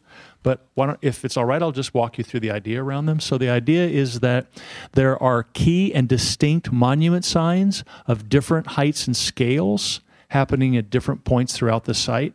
And the intent is that as you're walking or driving around the site or in a bicycle or in a service delivery vehicle or whatever it might be, that there's clear wayfinding so you're not lost. And there's a map of that, I believe. Also, I'm sorry, City Manager, these signage pictures were a lot easier to understand than last night's signage. And I know that there's someone in the audience who thought there should be some consistency between the two. I leave that for staff. But I like how clear and easy these are. These are also very modern. You see these designs more often when you're up in the city and things like that, but very clear here. And just to kind of make sure we're all understanding where we are, so here's a monument. So if you're turning into the parking to go below the commercial office building that's also shared by the residential, there's a monument sign in California, so you can see the scale and height of it down the street. And then there's monument signs here. And as we move forward, here's an example of those monument signs for parking and for building. And then here is a view of California, just showing the building in the evening. So in a way, as day turns to dusk, I just wanted to kind of toggle back and forth. So one of the things is that there will be the dynamic wall. Whoops. The dynamic wall here, which graces the second floor of the Galleria. And if any of you have been recently to one of the Salesforce headquarter buildings on Mission Street in San Francisco, and you've seen the dynamic wall, that's really the idea for it. So it's on the second story. It's a big, gentle arc in the space, and you'll see it really from anywhere around here. And then below it are retail shops and the lobby to the building. Here's a day view of it. Because we're using the clearer glass on the ground floor, you'll see it in the daytime as well. And then as we move right here, as we're crossing the street, you get a sense of the character of what that space is going to be like. Yeah. And then, there's signs about Millbrae. There's more monument signs about identity. These are suggestions and examples by the graphic designer, the signage designer, on what those kind of signs might be like. So right across from the BART station, BART Caltrain, is a Welcome to Millbrae sign. And monument signs for wayfinding. Of course, signage for the buildings. This gives you a kind of scale idea of what we're proposing. And then these are examples. So it'll feel modern, big. This is another example. So different options.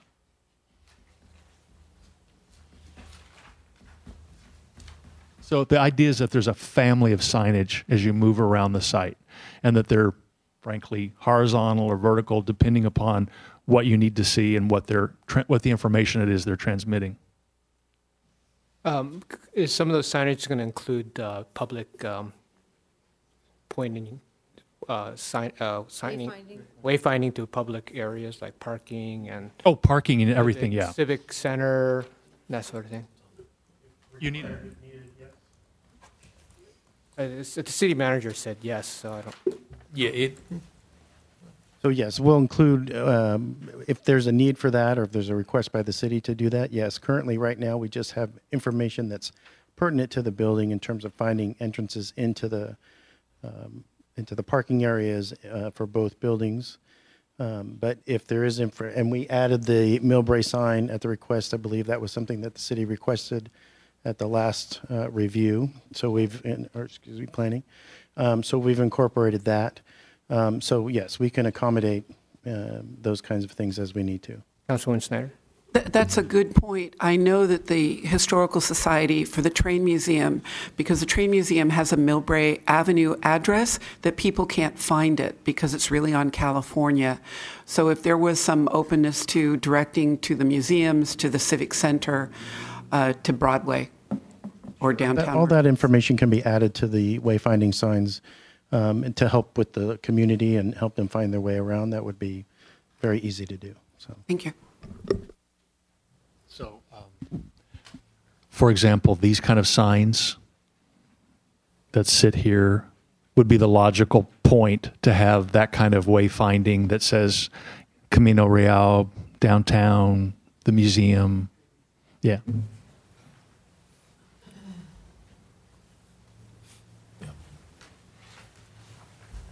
Again, just different examples. So these are the very kind of thing you're talking about with pedestrian directionals. Vice Mayor Holliver. Sorry, very dumb question here, but these silhouettes are just for scale, right? Yeah. Okay. That is not part of the signage. Yeah. Okay. Thank you. It's public art, right? It's public art. No, they're purely for scale. Okay. Great question, though. Yeah.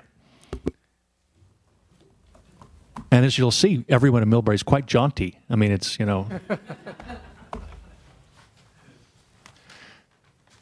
And these are different examples of the building signage. So there'll be, key signage, which is required for fire, and then building identity signs that'll have the street number.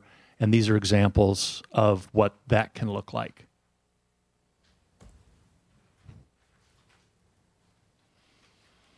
When we're on the other side of the street, here's the little key. So here we are at Sarah and Linden, and we're looking back. So here's Bart, and here's the mayor's favorite intersection. And here's looking back at the Galleria. The Wayne Lee Street. That's okay.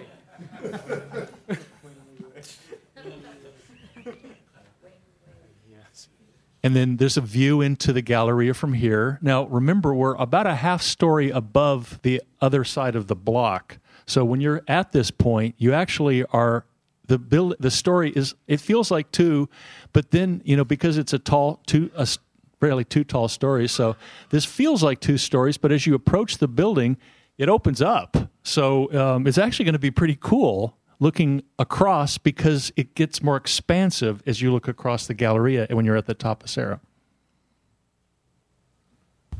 And then this is a view of what it will feel like, the design intent of what it would feel like in the lobby, in the Galleria, okay? So here's Sarah and Linden up here.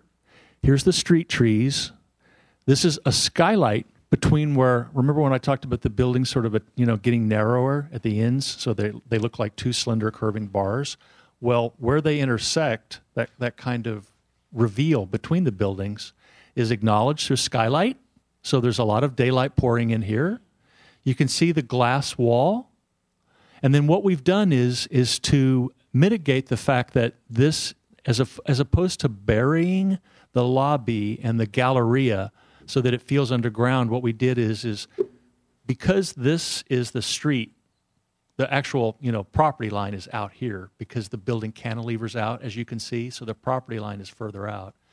What we've proposed to do is create a kind of cambered, almost sunken garden so that there's a green living wall on this side of the Galleria, and on this side of the Galleria is the dynamic wall. There's an amphitheater with steps and elevator taking you down. So this is a kind of amphitheater opening into the space. And you can see that depending upon what kind of retail goes in here, there's an opportunity for really active spaces here in the Galleria. And then the lobby of the building would sit here at the center. So there'll be a lot of cross movement through this space. And we just imagine and anticipate that, it'll be a really great space for people to want to go in and sit and, as they're waiting to get picked up from maybe it's a kiss and drop or whatever for folks coming to and from the train station. Or just frankly, you've just left the train and you want to stop and have a cup of coffee or a glass of wine and meet a friend. Are there any questions about go ahead. Yes, Mayor Halber. Yes, so for the media wall here, would it be like a fixed image, or would it sort of rotate between different images? It would be a programmed kind of art piece. I was Kind of like a screensaver type of thing? Well, have you seen the Salesforce lobbies? I haven't, but I've seen other lobbies that have this. So what it is they're essentially they're like movies. Mm-hmm. They can be changed because they're graphic examples. So it can be run as a kind of scene. So it can also be run as a kind of graphical art piece. It would really be, the idea is that it is public art. And so the intent would be to work with a computer artist to come up with programs that feel appropriate for Millbrae right at this spot. Great, thanks. So here's a view of the development from California and Camino. And you can see the commercial office building here. You can see the residential R2. You can see R1 as it meets the corner of the street. And I'm going to actually let Bill speak to the design intent of how this responds to the street. So Bill, why don't you walk through that? Yeah, thank you, Paul. So the R1 building obviously is the most prominent building as you approach from San Bruno into Millbrae and El Camino. So the echo as your cinema was to try to give some identity to this building. It relates to some traditional element in Millbrae, and of course the color also accentuates that as well. But at the same time, we also brought in some more subtle colors in that sort of light tan color, which sort of acts as a frame around the middle 5 stories. Yes. So can you use the mouse, please, so that those can see on TV? Yeah. So here's what we were referring to as the sort of announcing frame that echoes sort of entry into Millbrae and Sarah Station. And we introduced other colors, even though the building's predominantly, we wanted to make very transparent and echo some of the characteristics of the office building. It's not an office building, it's a residential building. And therefore, that's why the grain of the balconies and the bay windows and articulating how we gang them and gather them together helps reduce the scale of the building and also make it relate to the moves in the office building. So you can kind of see this scale, which starts with the office building, continues itself in the residential buildings. And so in terms of materials, what we put on the table, one is a bluish gray transparent vision glass. The second one was an opaque sort of pale gray spandrel glass. And the vision glass is meant to be highly visible transmission, but with a good shading coefficient, and therefore works well for residential design where you want to get that transparency from your unit to the outdoors. The other materials, we have looked at a metal system, a metal panel system, and therefore you see a few metal samples. But we're also looking at another material, possibly a fiber cement board, a more cementitious material, which might be a little bit more in character with a residential building, but it still has a panelization characteristic, and that's the sample that's tan color. And that tan color could be part of this development, or it actually could be a panel system that is a non-metal panel system. But yeah, that doesn't thrill me. Yeah. That color selection there, your tan highlight, or what you're calling that, and you're looking to even expand it down the white center. Yes. Yeah, that, I don't know how the rest of the council feels, but the intent is to find a subtle color, not a strong color, but a more sort of a background color that acts as sort of an accent. And for this. Well, you have your dark accent Yes. there. I'd be curious to see how it looks dark or without. Mm-hmm. Both options. Yeah. I understand the darkest one. Yeah. And I don't really have an issue with that. But the accents you're currently talking about, I'm not thrilled with that color or the expansion of it. So if you went, I'd be curious to see what it looked like if you continued your dark on either location there or nothing at all in those spots. Well, it's interesting that members of the Planning Commission had actually requested that we sort of give a little bit more vitality to the project and add a little bit more color. So this is one attempt. We can look at other colors and other locations, but the intent is to give it a little bit visual sort of diversity as you move around the building. Yeah, Vice Mayor Oliver. And also, is the sort of the earth tone color intended to fit in kind of with the surrounding neighborhood a little bit better? Yes. Than just a glass type of facade? Yes. Just to help to soften, it's a contemporary building, but we wanted to sort of soften a little bit some of the edges. And on the signage, as also mentioned. I'm sorry. Yeah. Before you go to signage, so these are all really flat, obviously very modern surfaces. When you talked about a fiber cement board, I guess in my mind I had the fiber cement board that's often used for a lot of homes now that it looks like wood. You still want to keep this as a which is hard to bring it down then to the human scale of a one-story or two-story neighborhood. Is there any movement in trying to change some of the textures to blend a little bit into the existing neighborhood? Yeah. Well, actually, some of these cement boards do come with a texture to them. Some come with a plain matte finish, and so we'll explore, those options. But I think the intent was you can use that as a rain screen system, which is very energy efficient, and also from a waterproofing point of view, we think because it deflects everything. Or everything is going to run down it, nothing's going to catch, no moisture is going to build up? The moisture runs behind it on a waterproofing membrane, and the idea of the rain screen is that there's a differential between the air on both sides of the rain screen system itself, so it helps keep moisture from moving into the building. It tends to let it slide down on the waterproofing side of the building. So, but we're looking at that. That's one material. There's another material that's a high strength concrete panel that's about an inch thick, made by many different companies, and it has sort of a cementitious texture to it as well, sort of a stone-like effect. So these are all materials we're looking at as an alternate to the metal. And you would be bringing them to the next time you come before planning or us? I have some of those samples here with me, but they're not the color that we would normally select, but I have this sample so you can feel I'd like the to texture. see those. Yes, okay. And sorry, I zoned a little with Councilwoman Papp and I missed. I would like to see more color. I'm not, just like with the other project, I know the white goes with the glass, but it's awful white. I mean, it's just a lot of white. It's a lot of glass, a lot of white.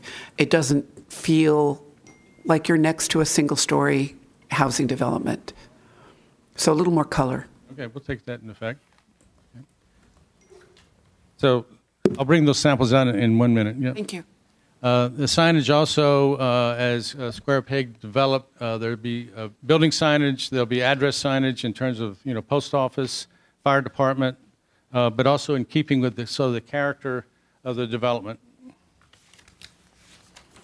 And again, there'll be parking signs that'll also be part of the California Drive development, blade signs and monument signs leading to the residential parking and the loading areas. So bicyclists will be notified as they're moving along their pathway that there are different breaks in their movement, in the vehicular movement that identify loading, parking. And I'll give it back to Paul to walk you through the. Can I ask a question about the glass? You showed us previously in the office building a 2-pane glass. What is that? I'm assuming it's not a single pane glass that's going to go on the residential, right?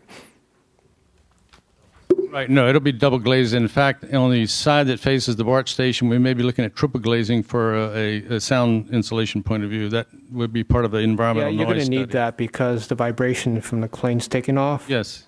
Yes. I mean, I have a house up in Hillcrest, and that's 2 miles up, and when the planes take off, my whole house would rattle. Yeah. When a single- Yeah, that sample was brought just to show you the color, the transparency of the color. Okay. Quick question then. Are you designing for interior 45 decibel? Which is what we just heard at the ground-based noise meeting yesterday for everything they're building at the airport and the hotel. Well, all of the glazing will be to match the SDC rating that's required for that part of the building. Some will, like on the BART side, the airport side is going to have a higher, or what they call an OITC rating, up to at least sometimes 55. But most glazing will be in the 30 to 40 range.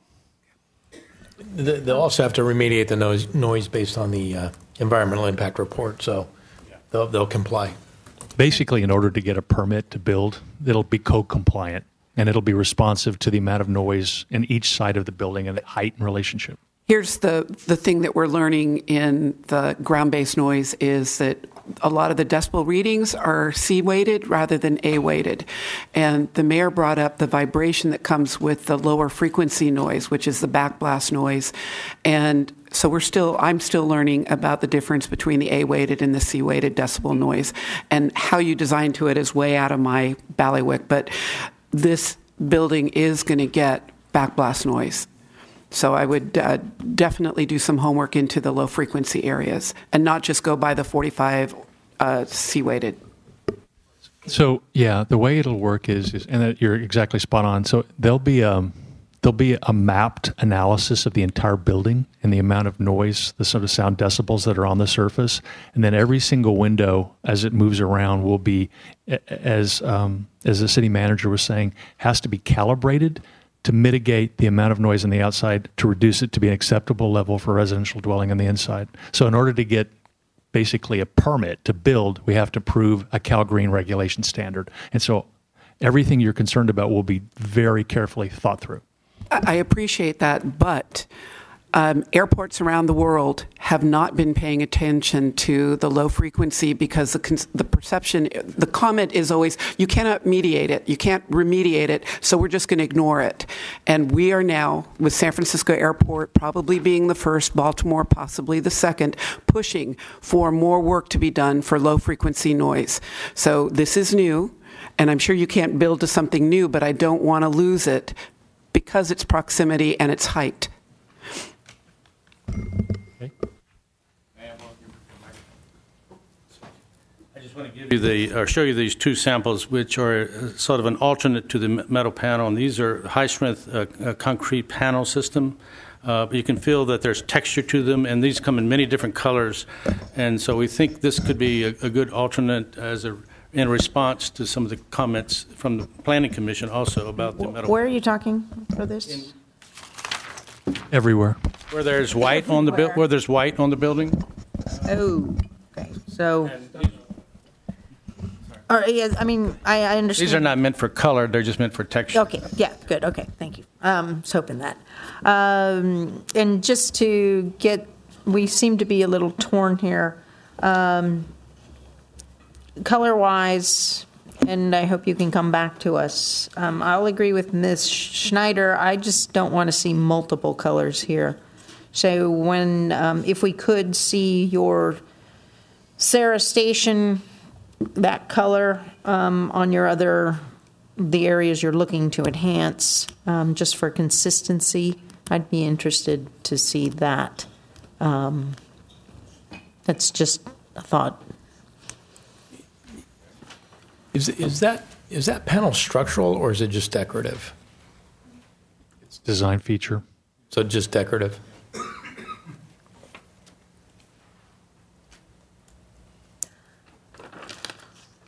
So I just wanted to point out some views of the site across. So here we are at the corner of California and Camino Real, looking back at the development. So you can see here how here's the retail corner. So this would be an active space at the ground floor. And then the residential sits above. The dwarves are to the right. As we move just around the corner to Sarah, between ourself and, I'm not sure if this is dwarf 1 or 7, but it is the building adjacent.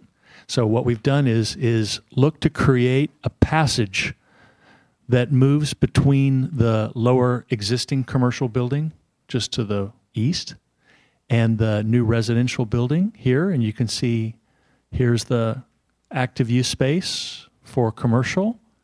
Back here, Councilwoman Schneider, here's another example of where public art would sit. So if you're standing out here at Camino and you're walking along the street and you look in, then you would see the public art sitting inside of the plaza. So, but I think as we move forward and work with the Arts Commission, I'm sure we'll be able to find exactly the right spots and working with the developer that makes sense. To be honest, I can also see how this might draw people in to spend a little bit of time, hopefully buy a cup of coffee, whatever, on there. Yeah. Question, the surfaces throughout the project, because you've got underground parking, are they going to be permeable pavers? Do you have a water collection system? How is that working? You want to come up and speak to the mic? But yes, so we actually, we're very mindful of water collection and permeability. So all of the surfaces for the plazas, as you said, they're on a parking structure, and there are planting areas that are designed for the biofiltration. This is Kathy Doy, landscape architect. So all of those quantities have been calculated, and the water will be treated on the surface of the garage, actually. And I like the way the plaza looks, wherever the art goes. I had a question, though, on the before, when you're looking at the corner of the building, of the R1 building, and I was trying to look at, are the people walking in a hallway on floor 2, 3 on up? That's what I was wondering, too. Is that a hallway? Is it a public space? Is it something that's going to have a Christmas tree on every floor come Christmas time? Well, it depends if they're Christian, but it is, yes, it's a unit. It's an actual unit on the corner. Okay. Yeah, it's the living rooms. Wow, those are going to be people who enjoy the public. Yeah. Well, when we talk about putting life on display. So is there any privacy elements to that, or will there be consistency in window covering? How does that work? It says we don't have our exhibitionists moving in there. Well, this is being designed as a rental apartment building, and there will be window covering standards and maintenance of those window coverings. So it'll be consistent throughout the building. It won't be hodgepodgey, that you might find in some buildings. Okay. Still going to stop the exhibitionist, though.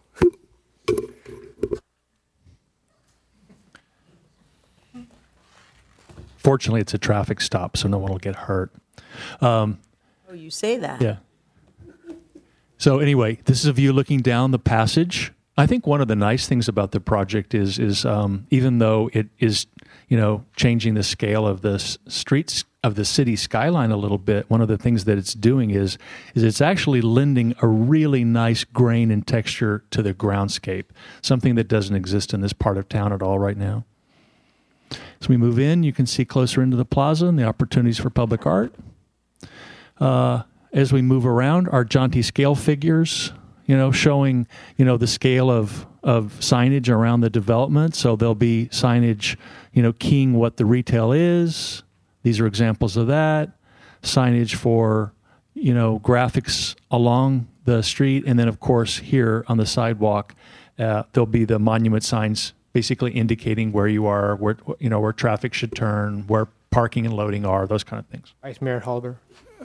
So if you go back a couple of slides, there is, it looks like some type of like a green wall on the right side there. Is there like a wall or a fence or something around where that other property is? One of the dwarfs. The dwarf? That is our neighbor's wall. I mean, it's the abutting wall of the what used to be a furniture store. Okay. Okay. Yeah. Okay. Yes. Because that's not apparent in the previous slide from the El Camino view. It looks like it's just a plain wall? Okay. Yeah. Right. So, I don't know exactly how far it extends out to the street, but A question on your signage there, too, going back. Are you going to have public toilets? You've advertised them on your sign there. Might want to watch that one. I think this is such as, not necessarily a That's guarantee of a public toilet, correct? Yes. It's a for example. I kind of thought so. I just, Yeah. you've got it on your sign. Yeah. Yes. That could have just said jaunty folk walk here. I mean, it's really a graphic example of signage, yeah. And you can see here, I mean, like really the intent is, and they're not necessarily all going to be black, are they, Square Pegger? Yeah. No. Because you didn't introduce yourself, so I actually don't know your name. Yeah. There you go. Square Pegger. Yeah. Oh, you need to come up and talk to Yeah. him. He said they're not intended to necessarily be black. Moving right along. Go ahead. Okay. But my point is that at each key point where you'll be turning or you'll be moving, there'll be a monument sign. So the intent is that you're never moving beyond one point or turning without having some kind of indication of where to go. Okay, so this is the passage between on Sarah Avenue between the commercial office building and the residential building. And the graphic of the office building does not reflect that there is the frit on top of it. And I have to say, I'm not sure why it doesn't, but it doesn't. But that will have the frit all over it. And so this is the scale of the passage between the buildings. And as you move in, you can see where the water feature is proposed. Planting, seating. There's also an entry to the building here. And more monument signage. And on either side is. This is a section through Sarah.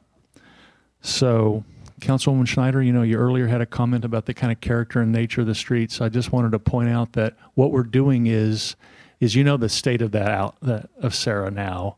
So our intent is to improve the entire thing over to here. And then, of course, once it goes into the property, it's up to that particular owner to do what they will. But the entire Sarah Street is going to be improved under this development.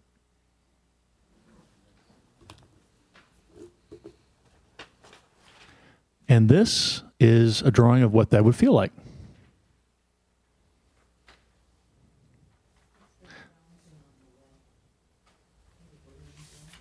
These are the buildings as they exist right now on the what I believe are affectionately called the dwarves. So these are those buildings.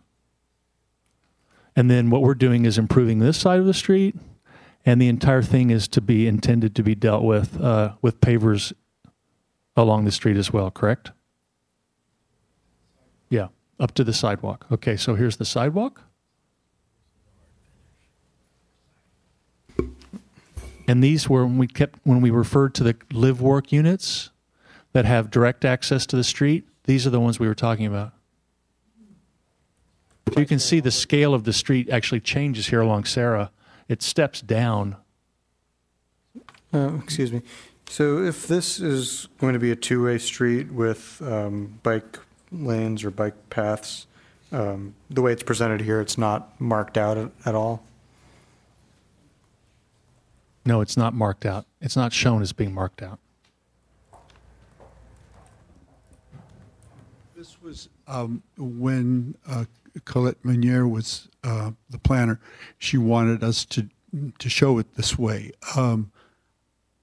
It could be done more as a streetscape with with marked lanes and things like that. But that's how we're rendering it now. You can tell us what you want. I mean, this idea, whether it's one way, two way, what you want us to do here is really, you've got to tell us. I mean, we can draw anything here and do anything here, but as to how it relates to the open space and public open space, this is public open space that we don't count as our open space. This is city property, so we're trying to give a concept that could make this space usable, for pedestrians. The amount of traffic that comes to the backside of Sarah is really minimal. I mean, it will change with the uses as they change, but then you'll have to, as part of those approvals, you'll have to decide how you want them to access their property. But for the most part, the access right now off of Sarah is really quite limited. So we'll look at a section of that, council member, and bring that back. So you actually will have a detail of what will actually be built. Right. Yeah. No, I do like the paver display there. I'm just a little worried about how safe it is for a two-way street without some type of demarcation of the lanes or of the bike area. Mr. Mayor, if I may, point of business. So the agenda item just goes to 9:30. So we would need a motion of the council to continue past 9:30. Yeah, I was going to bring that up, but thank you. So what is the pleasure of the council? You want to keep going, or you want to? Keep going, and there's a lot of people waiting here on some very specific items. We're nearly done with the presentation. So why don't I just share you? So one thing to point out about this is that basically, and I'm sure working with the city and fire department, we'll see some kind of edging here so that there's not a confusion between the two. But you can see here how that's actually suggested right along here, where there's a paved street and then the sidewalk. It looks a little indistinct here, but the intent is to have that, curbed and distinct. And then California, as it turns back toward Camino. And this is the addition of the new wall and plantings between California, the Sarah development and Sarah Station development, and the Hemlock neighborhood. And this was discussed at length in one of the community meetings. Here's a section through that. So the proposal is the wall being 12 feet tall on the sidewalk next to the bike lane. And for the neighbors, it's actually the actual property for them is 3 feet below the street here. So the wall would be 15 feet from the inside. And this is where the new and enhanced planting would be put along Hemlock, the Hemlock neighborhood. Here's a detailed signage plan. So all of the monuments are now chronicled. Building signage, monuments. And I share this because this was a real concern of the Planning Commission, so we did a very detailed plan of it. Street furnishings and materials. Lighting, very distinct lighting, whether it's bollard lighting or the pedestrian lighting. So you can see how that's working. Planting. So all the plantings intended to be low water use planting. It's been very carefully thought out. It's been designed in key zones. You can see the zones are here. So this zone in the courtyard is here. These zones in the courtyards and passages are here. And along the passage, the kind of little paseo between Sarah and Camino, planting is indicated here. Again, low water use trees, and where they're designated, street trees, and then street trees on the inside courtyards. In addition to the low water use, are there also drought tolerant plantings? Yes. And thank you. Yeah, the question was that the water tolerant plants are, what was the question again? Drought tolerant. Drought tolerant, and the answer was yes. Yeah. So low water use, drought tolerant. Okay, thank you. Okay, let's have... Just to finish that, sorry, Mayor. Okay. Then are they California native or Mediterranean? Combinations of both. A combination of both. So maybe we'll get some butterflies, native bees. Yeah. The intent would be a pollinator type of environment. Okay, let's give I'd like to give the audience the opportunity to speak. I don't have any speaker slips. Is there anybody who would like to speak or has a question? I guess there are. Thank you.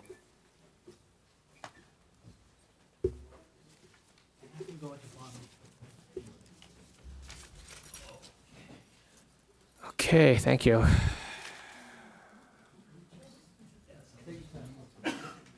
Let's see, how many do we have here? Okay, limit it to 3 minutes then. Samar, and if we could have the audience, when you speak, we appreciate you coming up and making the effort to speak. But if somebody's already said something that we try, just interest of time, not to repeat what somebody else has already said, that would be appreciated. Mr. Mayor. Yes. Just for the record, was there consensus to extend the meeting? Yes, there was. Okay. Samir? Thank you. Is that right? Thank you.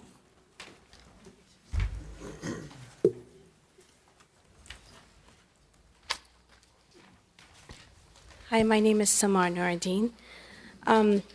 We've been talking quite a bit about the commercial aspect of this development, but there is a neighborhood that lives behind this development. And I'll tell you about our neighborhood. It's made up of families that have lived there for 10, 20, 30, or even more years. It is a place where we are raising our children in an ideal place with a dead-end street and almost a non-existent car traffic. It is a very special place, and we would like to keep it that way.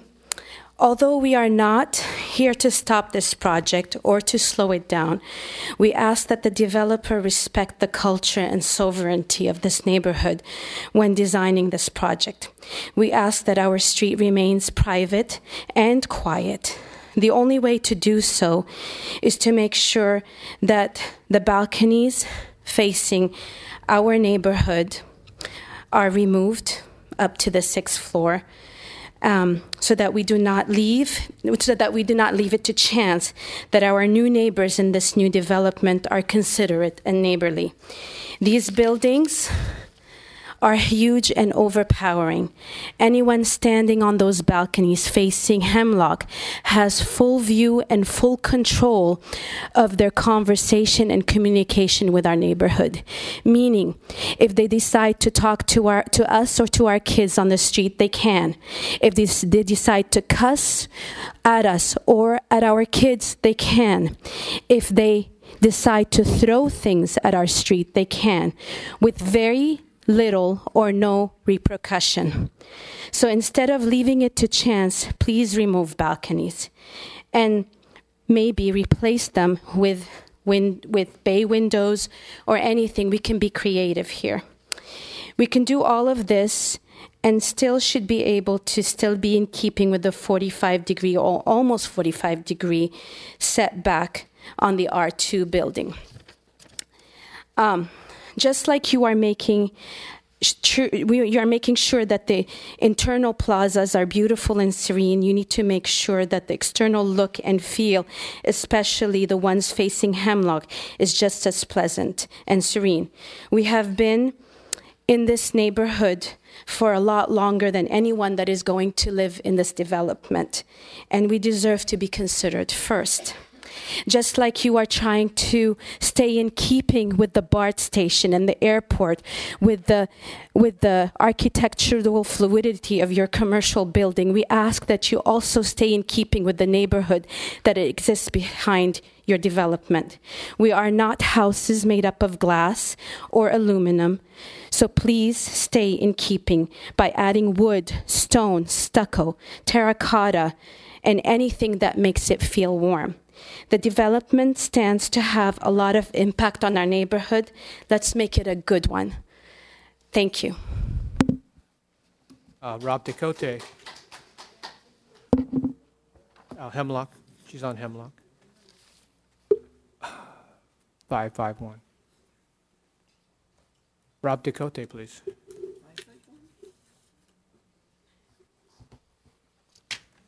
Good evening. I'll keep it to two things since we're time limited here. So I'm going to focus on two things.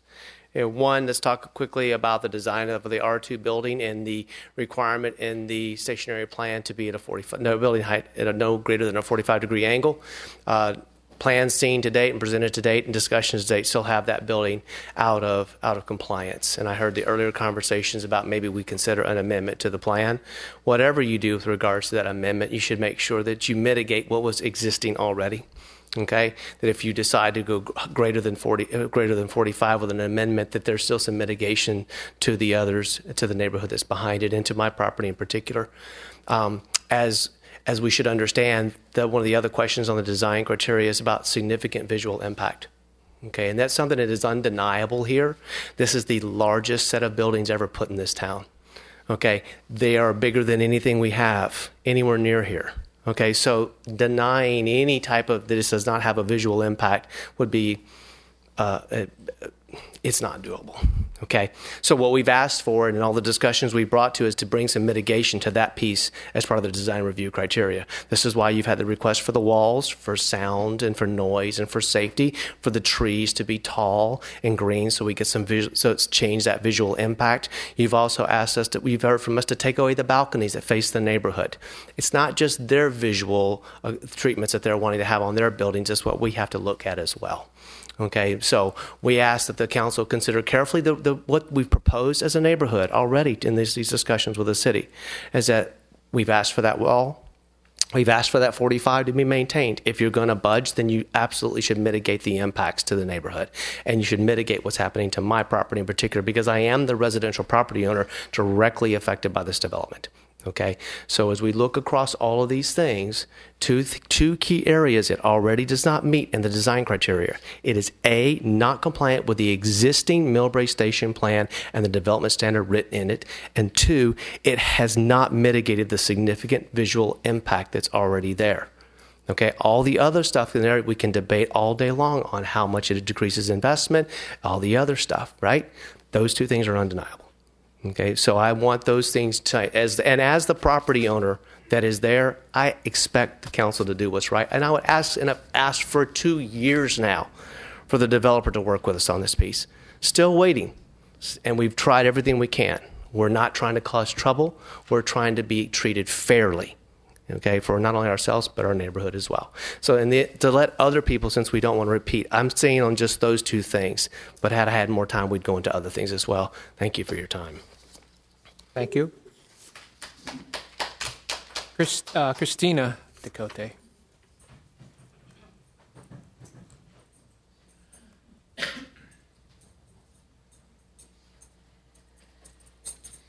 Good evening. Thank you, everybody, for being here, and thanks for those that are watching on TV. I think it's great we have a study session tonight. I think we've already heard some good comments. Basically, for my observation from where I stand, the residential buildings have just flat out missed the mark for character of Millbrae. I think I see some changes that may be here tonight, but I think they're really still far off from keeping with the character of existing architecture in Millbrae. I have some photos. I've done some other things around the peninsula, up and down El Camino, San Bruno BART Station, Colma BART Station. I've gone to San Mateo, and so you guys will have those if you don't have them already tonight. It just took me a while to get that together.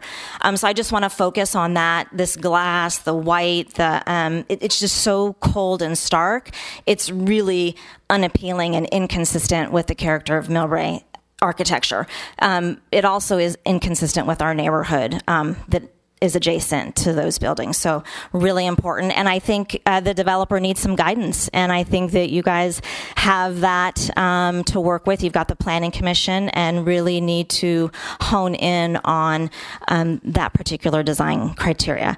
The second thing I want to bring up is how difficult this process continues to be. Vince does not want to cooperate with our neighbor requests. there have been a lot of discussions, and again, as Rob said, we're 2 years into it, and we just can't seem to get him to come to a fair compromise on the balconies and on the design. And this is his project. He's going to make millions on. We're homeowners that are going to lose values on our properties, and it's not fair. And you've heard me say that one-on-one. You've heard me say that in group form. We are going to stand united together as a neighborhood. We are stronger together, our collective voices. I hope you will hear them. I hope you will hear our collective voices stronger than one. We can't always be here as neighbors together on any particular night. We're all working families and have obligations already tonight. The meeting's run over and it's late. So, but I'm here to say, just please hear our voices, come visit our homes and see this visual impact. It's devastating, and the design is just not there yet for residential. So thank you for your time. Thank you. Laura Cannon.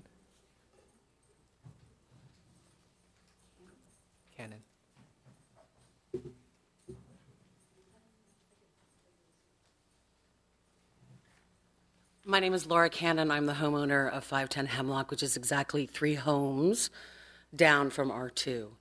And tonight I've gotten a phenomenal education regarding paseos, wind, rooftop gardens, bird-proof glass, the Audubon Society, the Arts Commission, bicyclist safety, loading zone safety. Great thought and care is being given to those that may occupy or travel near this development. What was promised to us as homeowners and neighbors in Millbrae was that the city council, the mayor, the city manager would hear our concerns as a neighborhood, and that a building permit would not be issued until our concerns were satisfied. That was committed to us in public with many witnesses. A development agreement went into effect for this with the city council with the assurance that the developer would comply with the 45. We spent hours of our personal life with the developer in November and that individual presented a design that is not compliant with the 45 and included balconies that face all of our homes. The bottom line is this: we believe in you. We elected you because the fact that we're here and no one up there and no one here will live with these developments except us on Hemlock every day, every hour, every year. We're supportive of the development, but not at the expense of addressing our very severe concerns that need to be mitigated. You have the legal right and power to decide what the design is. Please represent your constituents. Please make our votes have mattered when you think about what you're going to put our neighborhood through. If the mitigation requests, the begging that we have done, the good faith discussions we have entered into with the developer have evolved through a variety of turns between a seemingly collaborative to threatening. We need you to support us. We need you to care about us. Because I will tell you, this neighborhood fights, and we care about each other. And we stood in the street when there was parking because of Tai Wu for hours on end. Trust me, we're not afraid of this. We matter. You need to hear our voice because we're not done yet. So please, out of respect, do what we elected you to do. Put our interests in consideration with the mitigation requests, and please require the 45-degree setback compliance. Thank you. Thank you. Sharon Mahoney. Okay, thank you. Appreciate that. Constantino Rodriguez.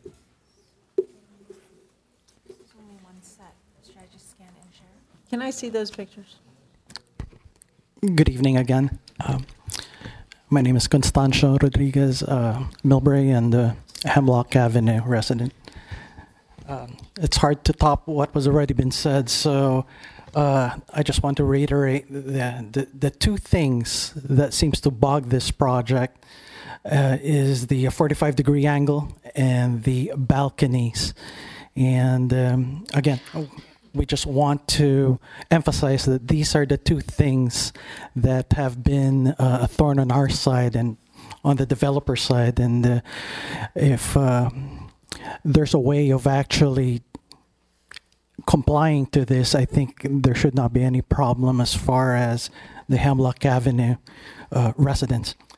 Number two, the architecture of the building facing, is that R1 is the one facing El Camino, and the side basically facing our side. I've also shown it to some friends of mine and even family members, and basically the comment I've been getting is it looks like either a dorm or a cinema square or something like that.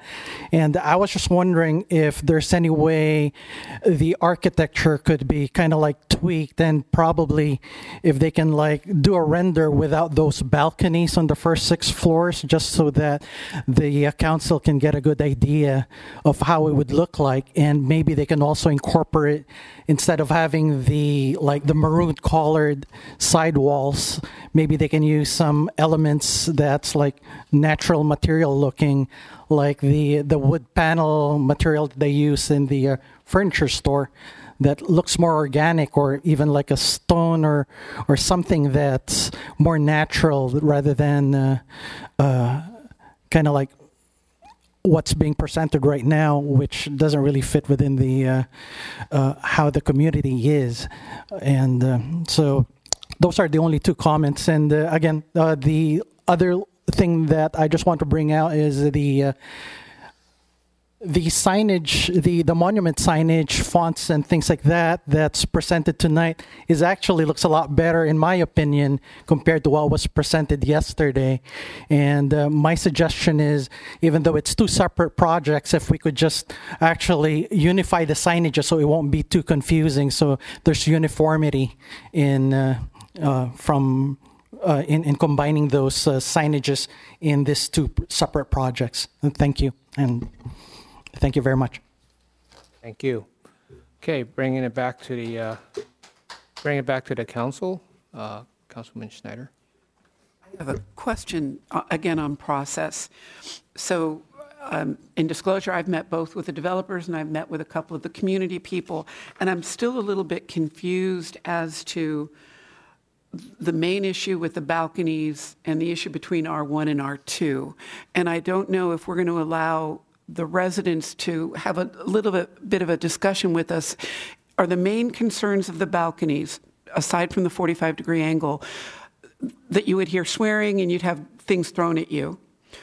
Or is it people looking over the balcony and or a window into your yards and into your windows in your homes?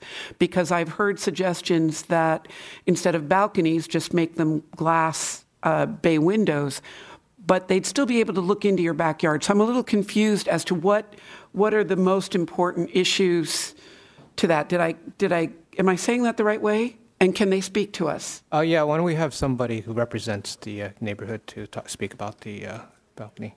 Come on up. Don't worry. You guys are all articulate, so you're fine. Oh, tag team, even better. I mean, we're not going to be able to stop people from looking outside their windows. I mean, we're realistic here.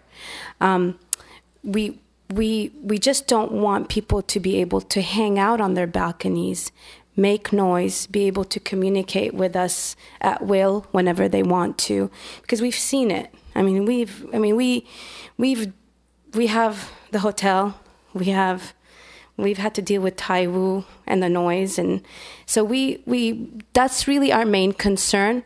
I mean, we would like to mitigate view, but that's not. I don't know if that's realistic, Robert. That's not something we can realistically do. But way bay windows would be wonderful, where you just can't talk to us. Okay, so I have balconies directly behind me. Okay, so what I've asked and what was part of the mitigation was that we take away open balconies facing on the bottom 6 floors, in particular on the R2 and on R1. But since for a standing perspective, for someone who has standing in the issue as the residential property owner, that was a mitigation I requested because you can see into primary residence of the home from those balconies, and I have to look up at them as well. And so I wanted that mitigated, and part of that mitigation was the wall. It's the pergola that goes on the back deck that provides a screen of privacy so they can't see in as well, and I don't have to hear it as much. So it's a little bit of both. I don't mind the window being bay windows and someone being able to open it, or a faux balcony or something like that, if that's how we end up working this through. But having someone sit out on their balcony and can either try to have a conversation or listen in on a conversation or engage with us down below, it's not what I'm looking for on this side here. I don't mind it 6 floors and above, because at that point they're looking across Millbrae and they're looking to the airport and they're looking to the hills. They're not looking directly into the backyards. I of course want everybody to be happy, and it's going to be tough here, but I was talking to the city manager earlier today about Juliet balconies. Is that correct, Mr. Williams? Correct. So for the public, and maybe I'm not the best one to describe this, can you describe what a Juliet balcony is? Well, it's just it's a faux balcony for an architectural feature, but then it also allows windows to open and have airflow, through the unit. So it's not so it's an architectural feature, but it's not a usable balcony space. And would that be acceptable to? I'm concerned that you've got 503 Hemlock and the houses on the odd side that are zoned commercial and are going to get treated differently than a house that happens to be across the street. And we are still dealing with single-family homes and families. At the same time, I agree with 10-story buildings in Millbrae because it's going to give us housing that we need. So it's how can we make this work? And but is a Juliet balcony acceptable? Okay, I saw a yes and a no. Okay, so maybe we need examples of that, and especially what I talked to Mr. Williams about was I've seen Juliet balconies in more traditional architecture. I haven't seen them in modern architecture, so we didn't have examples of what that might look like. That's up to the mayor. So that it's just one of the points that I'm looking at to make it acceptable and to try to treat 503 Hemlock the same way as 500 Hemlock. There's a picture passing around of what a Juliet balcony would look like. You have a question? Is it a question? A side comment regarding the... Here, go get the microphone and you make it real quick, please. Thank you. Thank you, Mayor. Just to add, the developer has already agreed on the other building that faces the BART station, the side of which that faces the Codesa property, that there won't be any balconies in that. Instead, it's going to be like glass windows. And so for uniformity's sake, I just think that why don't they extend the same kind of architecture that they're planning to do on that side of the building to the other side? And maybe if they want balconies, instead of having that where the corner is, where the maroon thing is, that maroon wall is with the floor-to-ceiling glass viewable area, why not put those balconies there to compensate for what they'll be losing on that side? Just a couple of suggestions. Thank you. Okay. And just so I can get clarification, for the R2 building, moving the balconies from Hemlock to the sides, we're still okay with that, as long as they've got that wall that's opaque in some form. So, and then on the R1 building, where it looks against the R2 building, the balcony articulated from being on California to being on that courtyard. Is that correct? And that one is kind of in the middle of the street, and that one's okay? So we're really talking about those balconies in the middle of the R1 building on the first. It's really not the first floor. It's really floor 2 or 3 to 6. Okay, Councilwoman Oliva. I had a couple questions from this from the printout here. One is we did not get into the drone balcony study, and I was wondering why we didn't go through that. I had a couple questions on that. And one would pertain to page 68, where it says approximate view from 500 Hemlock. And is that little guy or that man, that character, is the wall that much higher than his head? I guess you want to see these next few slides. And then I wanted to ask one other thing. What's the setback from the wall to one of the balconies? What's the distance between the wall? 60?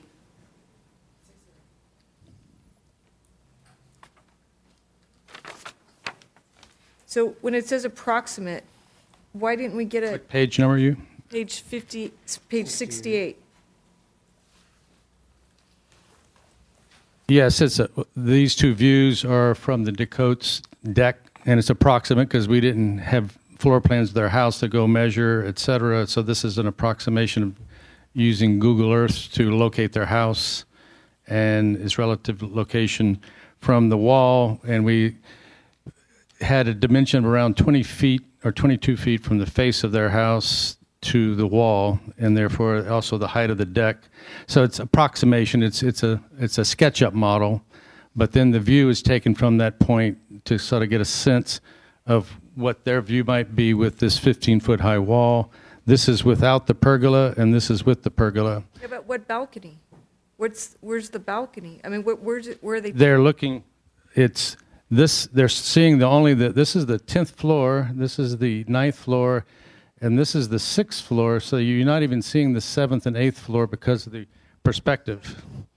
And therefore, with the mitigation of the pergola, it even shrouds it even more. Did the neighbors see this? No? Okay. Well, it's the Dakotas is the most. Yeah.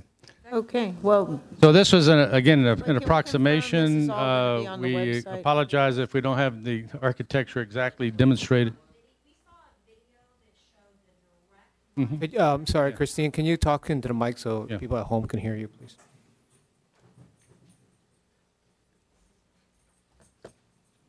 Thank you. This is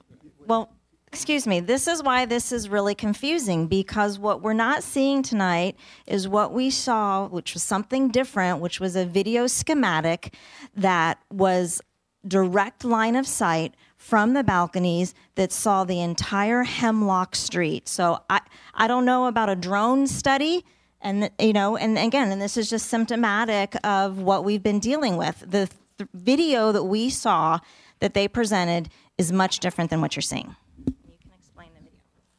I understand that we've, for the last year, had moving targets here. On November 28th, very clearly, we showed the R2 building, which is the building with the 45-degree issue.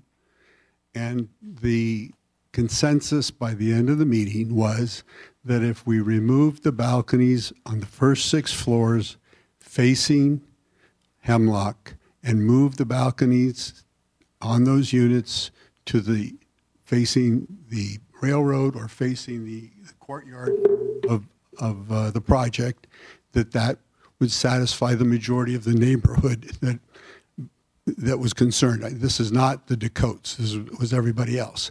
The Dakotas issue and the neighbor at 503, which is the house directly across the street, they wanted the wall and they wanted the trees, and we agreed to that at the subsequent meeting of the Planning Commission, and the pergola. And we've always said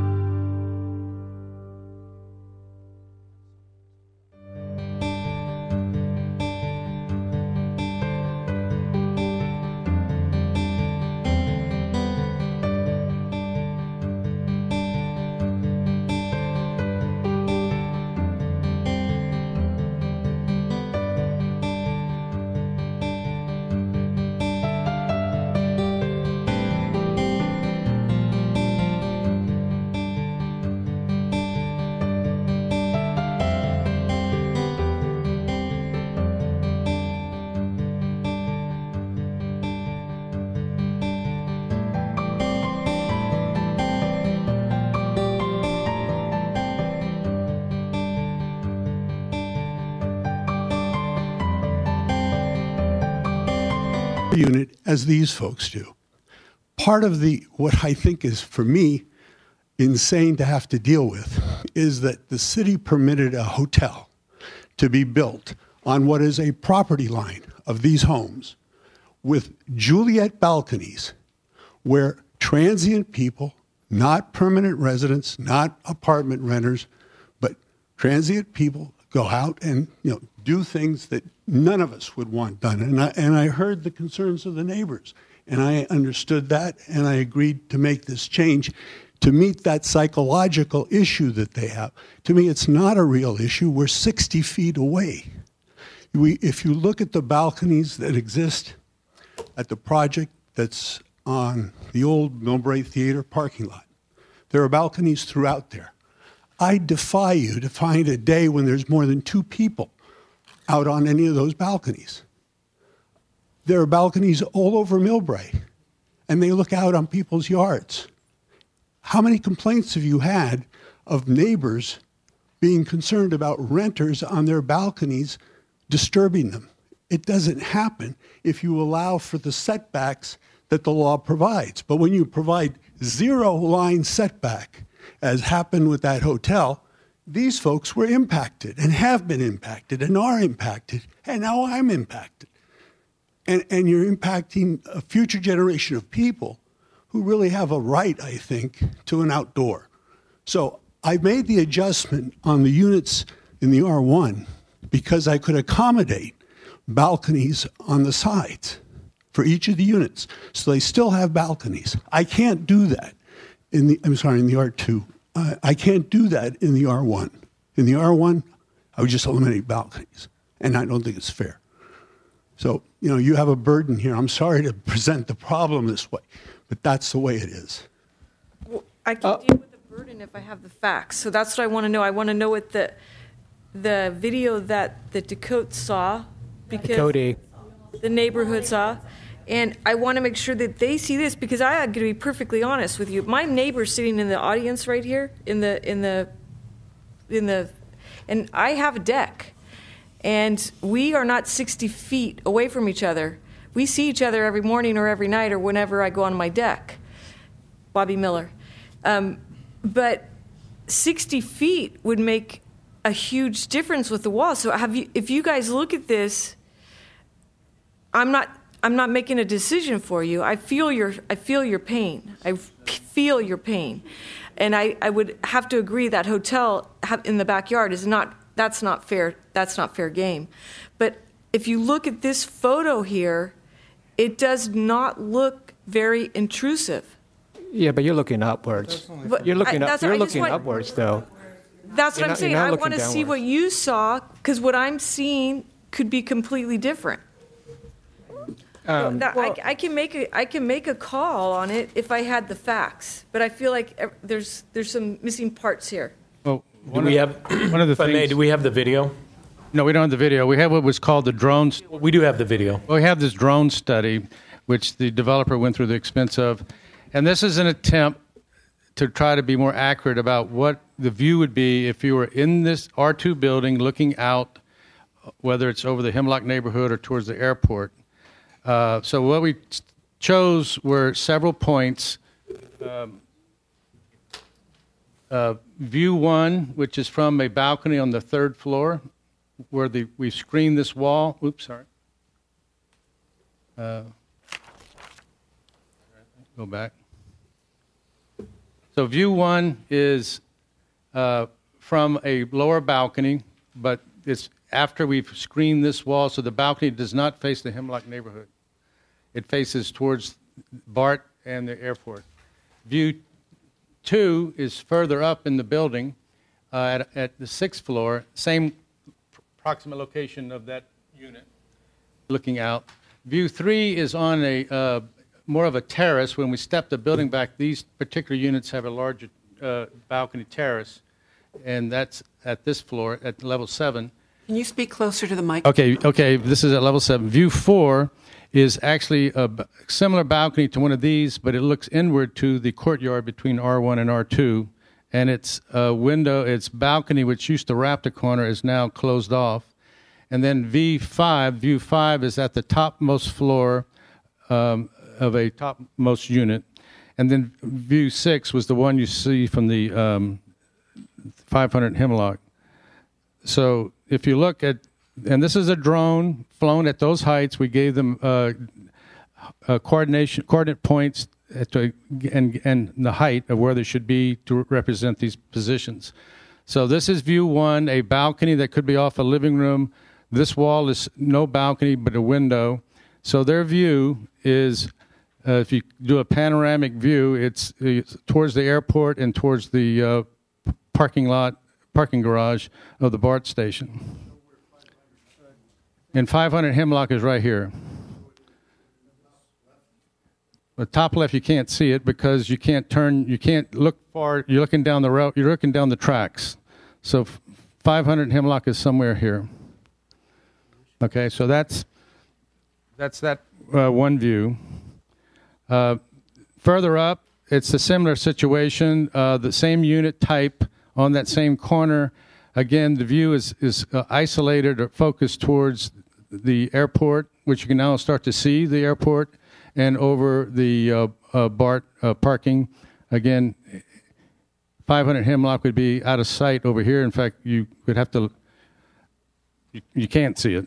Okay, view 3, which is up on that terrace at level 7, you are looking out over the Hemlock neighborhood, but that's what you're looking out over. You're looking out over the neighborhood, over the Millbrae El Camino neighborhood. So this is looking a little bit more towards El Camino, and this is looking a little bit more down along the Hemlock neighborhood, and you're looking at roofs and treetops. And you're up.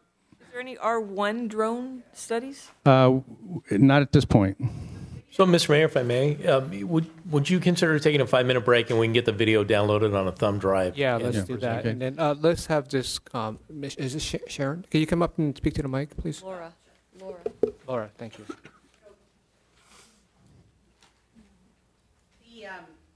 The concern as the neighborhood was when we were shown the video, which you'll have soon, that was taken from R1, and the exposure of Hemlock was what caused us extreme anxiety and concern, number one.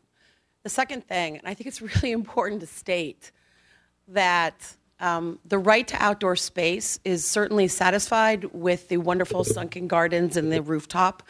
So the need to have a balcony, because they have a right to that, it's an amenity that this council has the power to approve from a design standpoint or not. It's not a California right to anyone who lives here. And there are plenty outdoor paseos and water features and nature and trees in this wonderful, beautiful development. Besides having a balcony, 60 feet may not feel too close, with all due respect, Councilman Olivia, but imagine having 10 stories of that. No, I want to say, Yeah. So these are real concerns from us. So we look forward to your reaction to seeing the video from R1. And after the break, there are no balconies on the other side of R1? The interior side? Yes. All right, 5 minutes?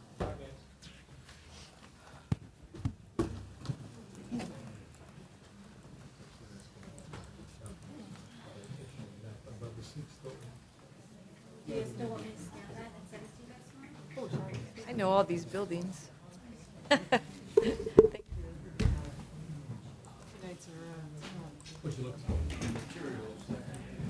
Oh, I have it here.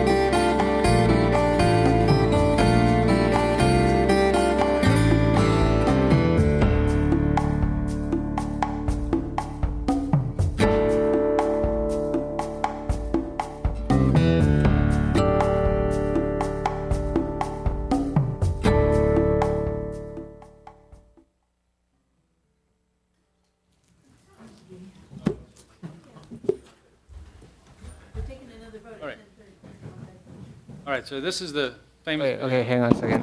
Welcome back to the special council meeting for TOD 1, and nobody at home, you didn't miss, nobody got a rose, and nobody got voted off the island. So we're continuing on to the drone simulation. Thank you. So this actually is a video done.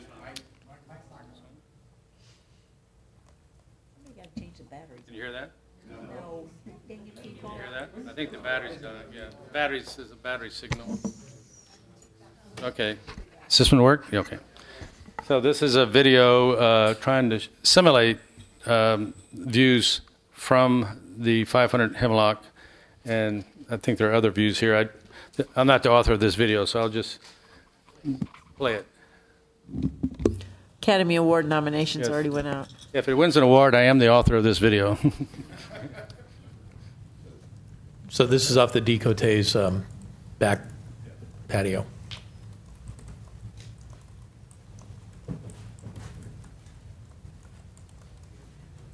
This is an R2 balcony looking towards R1. This is that R2 balcony looking towards the airport.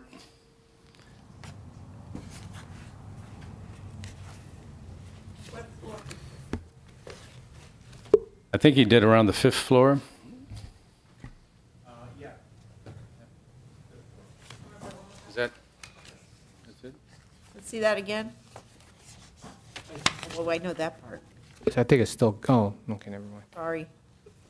While we're watching it, can the council agree that we're going to end the meeting at 11 o'clock or sooner? Hopefully sooner. I'm good with 10:30, 10 minutes. It's not a 3-hour video, is it? We're not going to finish tonight, so I prefer to finish at 10:30, and then we're going to have to continue the study session. Okay, so this is the 5th floor? 5th floor, R2. 5th floor R2 looking towards the interior courtyard towards R1. So you're looking at balconies of R1 from R2. And that gray That's pavement El is Camino Hemlock Avenue. Yes. Yeah. Next. So that's Hemlock Avenue on the bottom right. Hemlock Avenue in the gray, yeah. Those are simulated houses. So it's all very abstract. Yeah. Once you get lower, you'll be looking at the wall. Yeah. So anyway, this is, yeah. Oh, okay, Christine, can you stand up to the mic? So what transpired when the neighbors saw this is we realized two things. One is when the neighbors agreed and Vince said he would remove balconies, the perception and the understanding from the neighbors was that what was being mitigated or eradicated was this condition. Okay, now, so Vince is always going to take the position that these balconies have been on R1 for the entire project. We do not dispute that. We have no disagreement. What was a surprise to the neighbors was that, in fact, those balconies have this view. They had never seen this view before. It had not been disclosed in this visual way. So that was number one. Number two is I said, wait, if these balconies see this whole side of the street, that means those balconies now also view from another direction to the other side of the street, which is to R1. So again, that's been the issue that came up. Vince says it's new. I'm not going to disagree with that, but fundamentally, this is a quality of life with a visual impact that the neighbors don't want. Just so we're clear, the issue is the yards, as I understand it. Okay, this is what I understood. The problem wasn't looking down Hemlock Street. Okay, Vince, the issue for the neighborhood. Can you address the council, please? The neighborhood issue was, as I understood it, was not looking down into their yards because that would be violating their privacy. The agreement was that I would put a block at the end of the balcony so that nobody could look, unless they wanted to drop off the balcony, look around the corner. the issue is never the street of Hemlock itself.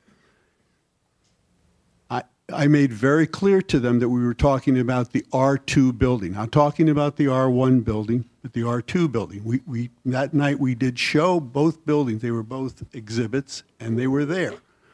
How they didn't see this and how it got misunderstood, I'm not going to, I think they're legitimately saying they didn't see it and they didn't understand it. I'll accept that. But understand that when I went before the Planning Commission, I asked for time to reflect on changing the balconies out on the first 6 floors of the R2 building, and the requests that we had from the Dakotas. And when we went to the Planning Commission, I agreed to make those changes and to meet the Dakotas' need. So I felt that I met exactly what they wanted on the 28th of November. Okay, they asked us for videos to show this, to make it clear to them. I had no problem showing it to them because this is what we had agreed to.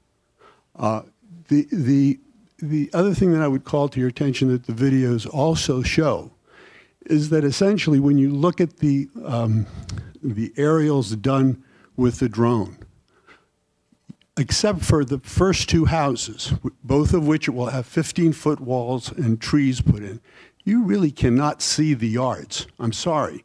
They may think you can see their yards. They may think you can hear people talking from 60 feet plus away. But that's not the human experience that I think all of you should understand, that this is not real. Oh, okay, it's an Vince. issue, but it's not real. Okay, Vince, that's your opinion. Thank you. Let's have somebody else. Let's be clear here. This is the first time the council's seen any of Right, and I need to be clear that it wasn't about the Dakotas on the November 28th.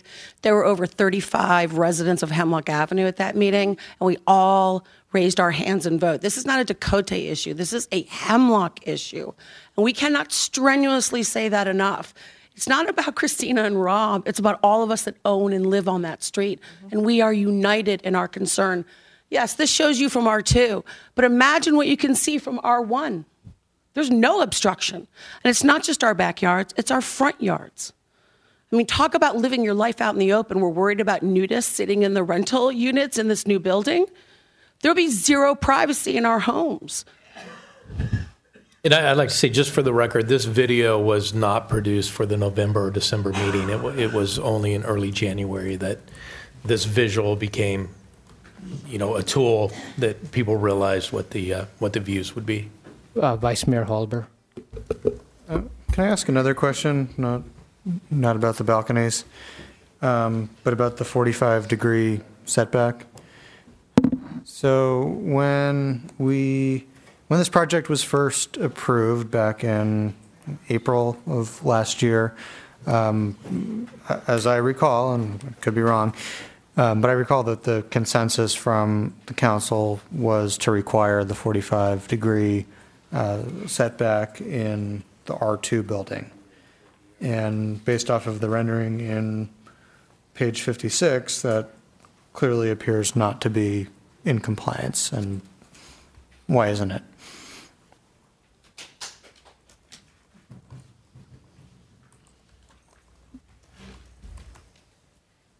We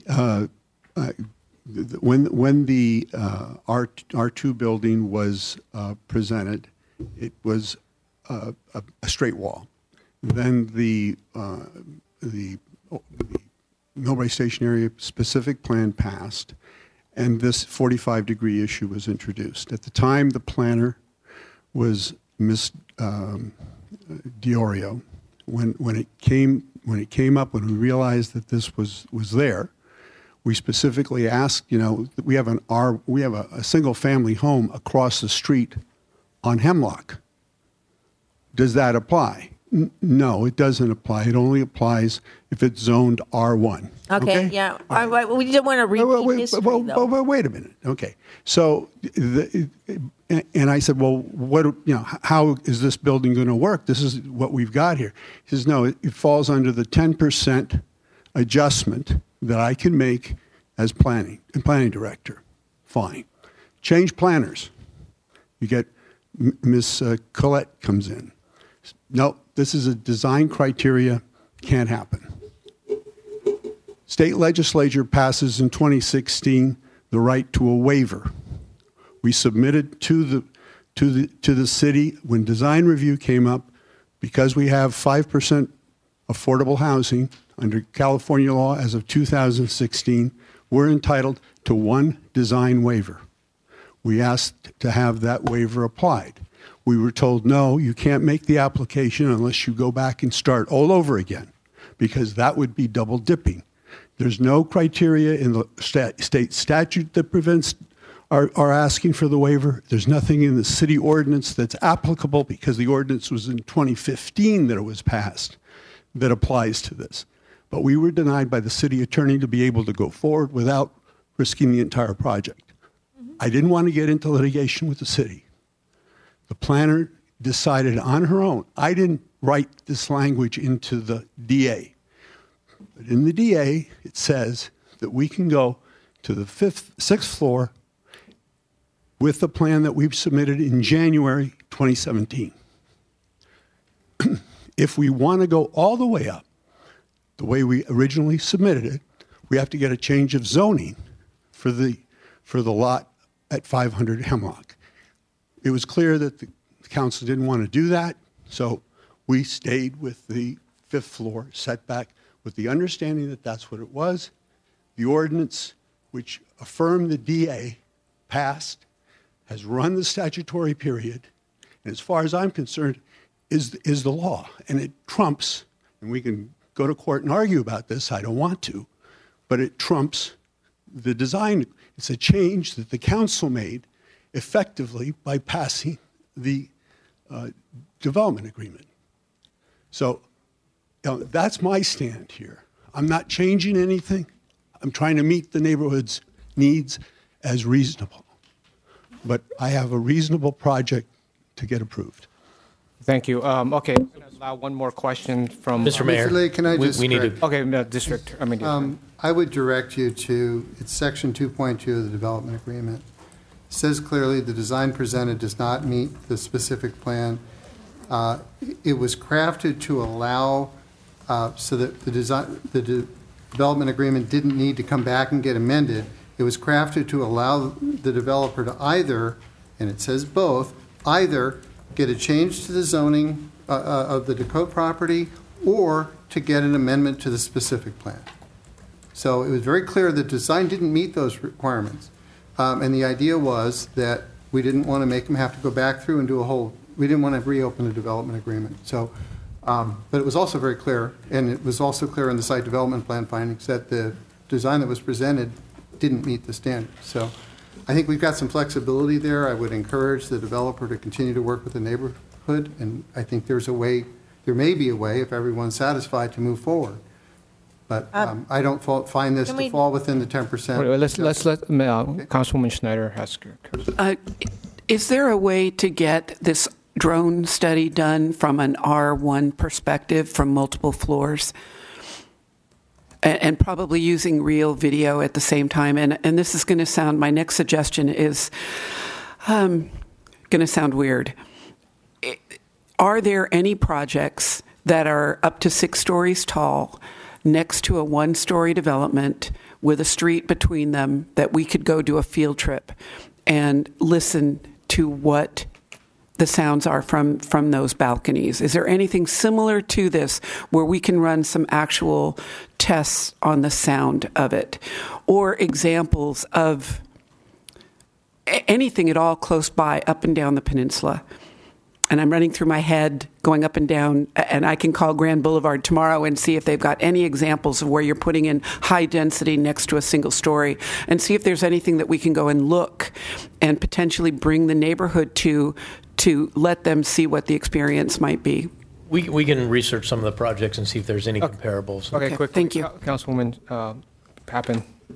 To confirm what Vice Mayor Holliber said at the meeting where this first went through, the council clearly stated the 45-degree angle stands unless it's worked out with the neighbors. That's where we are at this point in time. That's what this says does not comply. So until that changes, And let me also make it clear that balconies are not. It's an option on the city to allow balconies. It is not a right for the developers to have a balcony. We can also, and I suggest too for everybody, for the listening audience at home and for us, that we don't call them R1, R2 because people don't know which buildings they are. We call them either California on the California side or the El Camino side. Would help people understand which buildings we're talking about. So the R1 building is the El Camino side, and the R2 building is on the California side. So my question is, I have two concerns. One is that the 45-degree angle clearly shows that there's a huge benefit to the developers, and there's a lot of extra floor space that allow. Yeah, and that's a huge. And I don't know. I'm just saying that we as a council, I'm having a hard time allowing something like that to benefit a commercial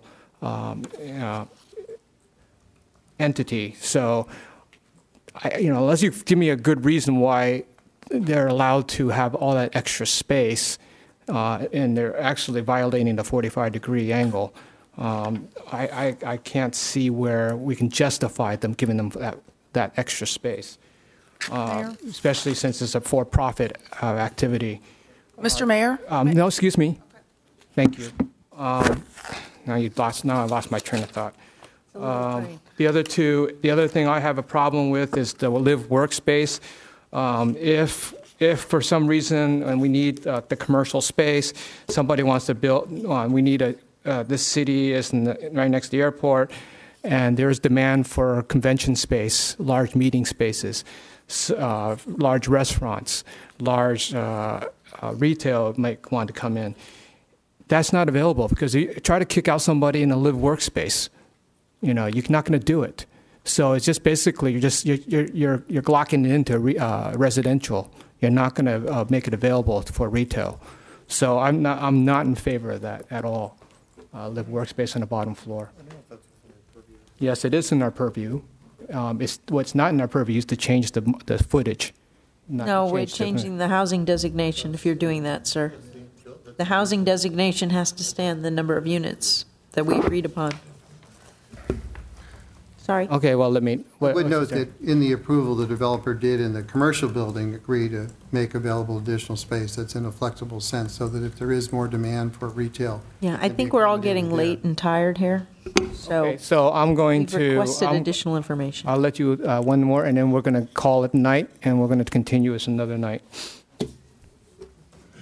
Thank you. Jennifer Rankum, Land Use Counsel for the applicant, and I will make it very brief. I just wanted to echo what the city attorney said, that there's always been some flexibility in terms of process with respect to the 45-degree angle. So I'll just end the evening by stressing that this is a work in progress.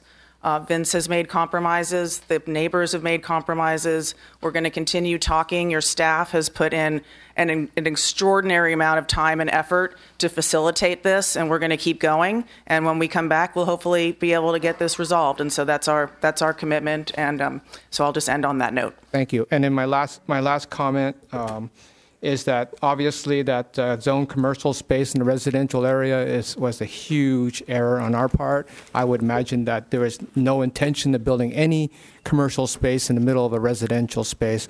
So I would encourage my council members to remember that. And my last comment is that I also agree with the audience that the residential building needs a lot more work. It's too monolithic. I know what you're trying to do. You're trying to add as much balcony space as possible, but it makes it look monolithic. And I don't think that, you got a beautiful office building, and then you have a very nondescript residential building. Okay, I'm going to call it night, and we'll reschedule this as soon as possible. I'd just like to thank the council and the community and the applicant. Thank you very much. Okay, good night. Thank you to the residents.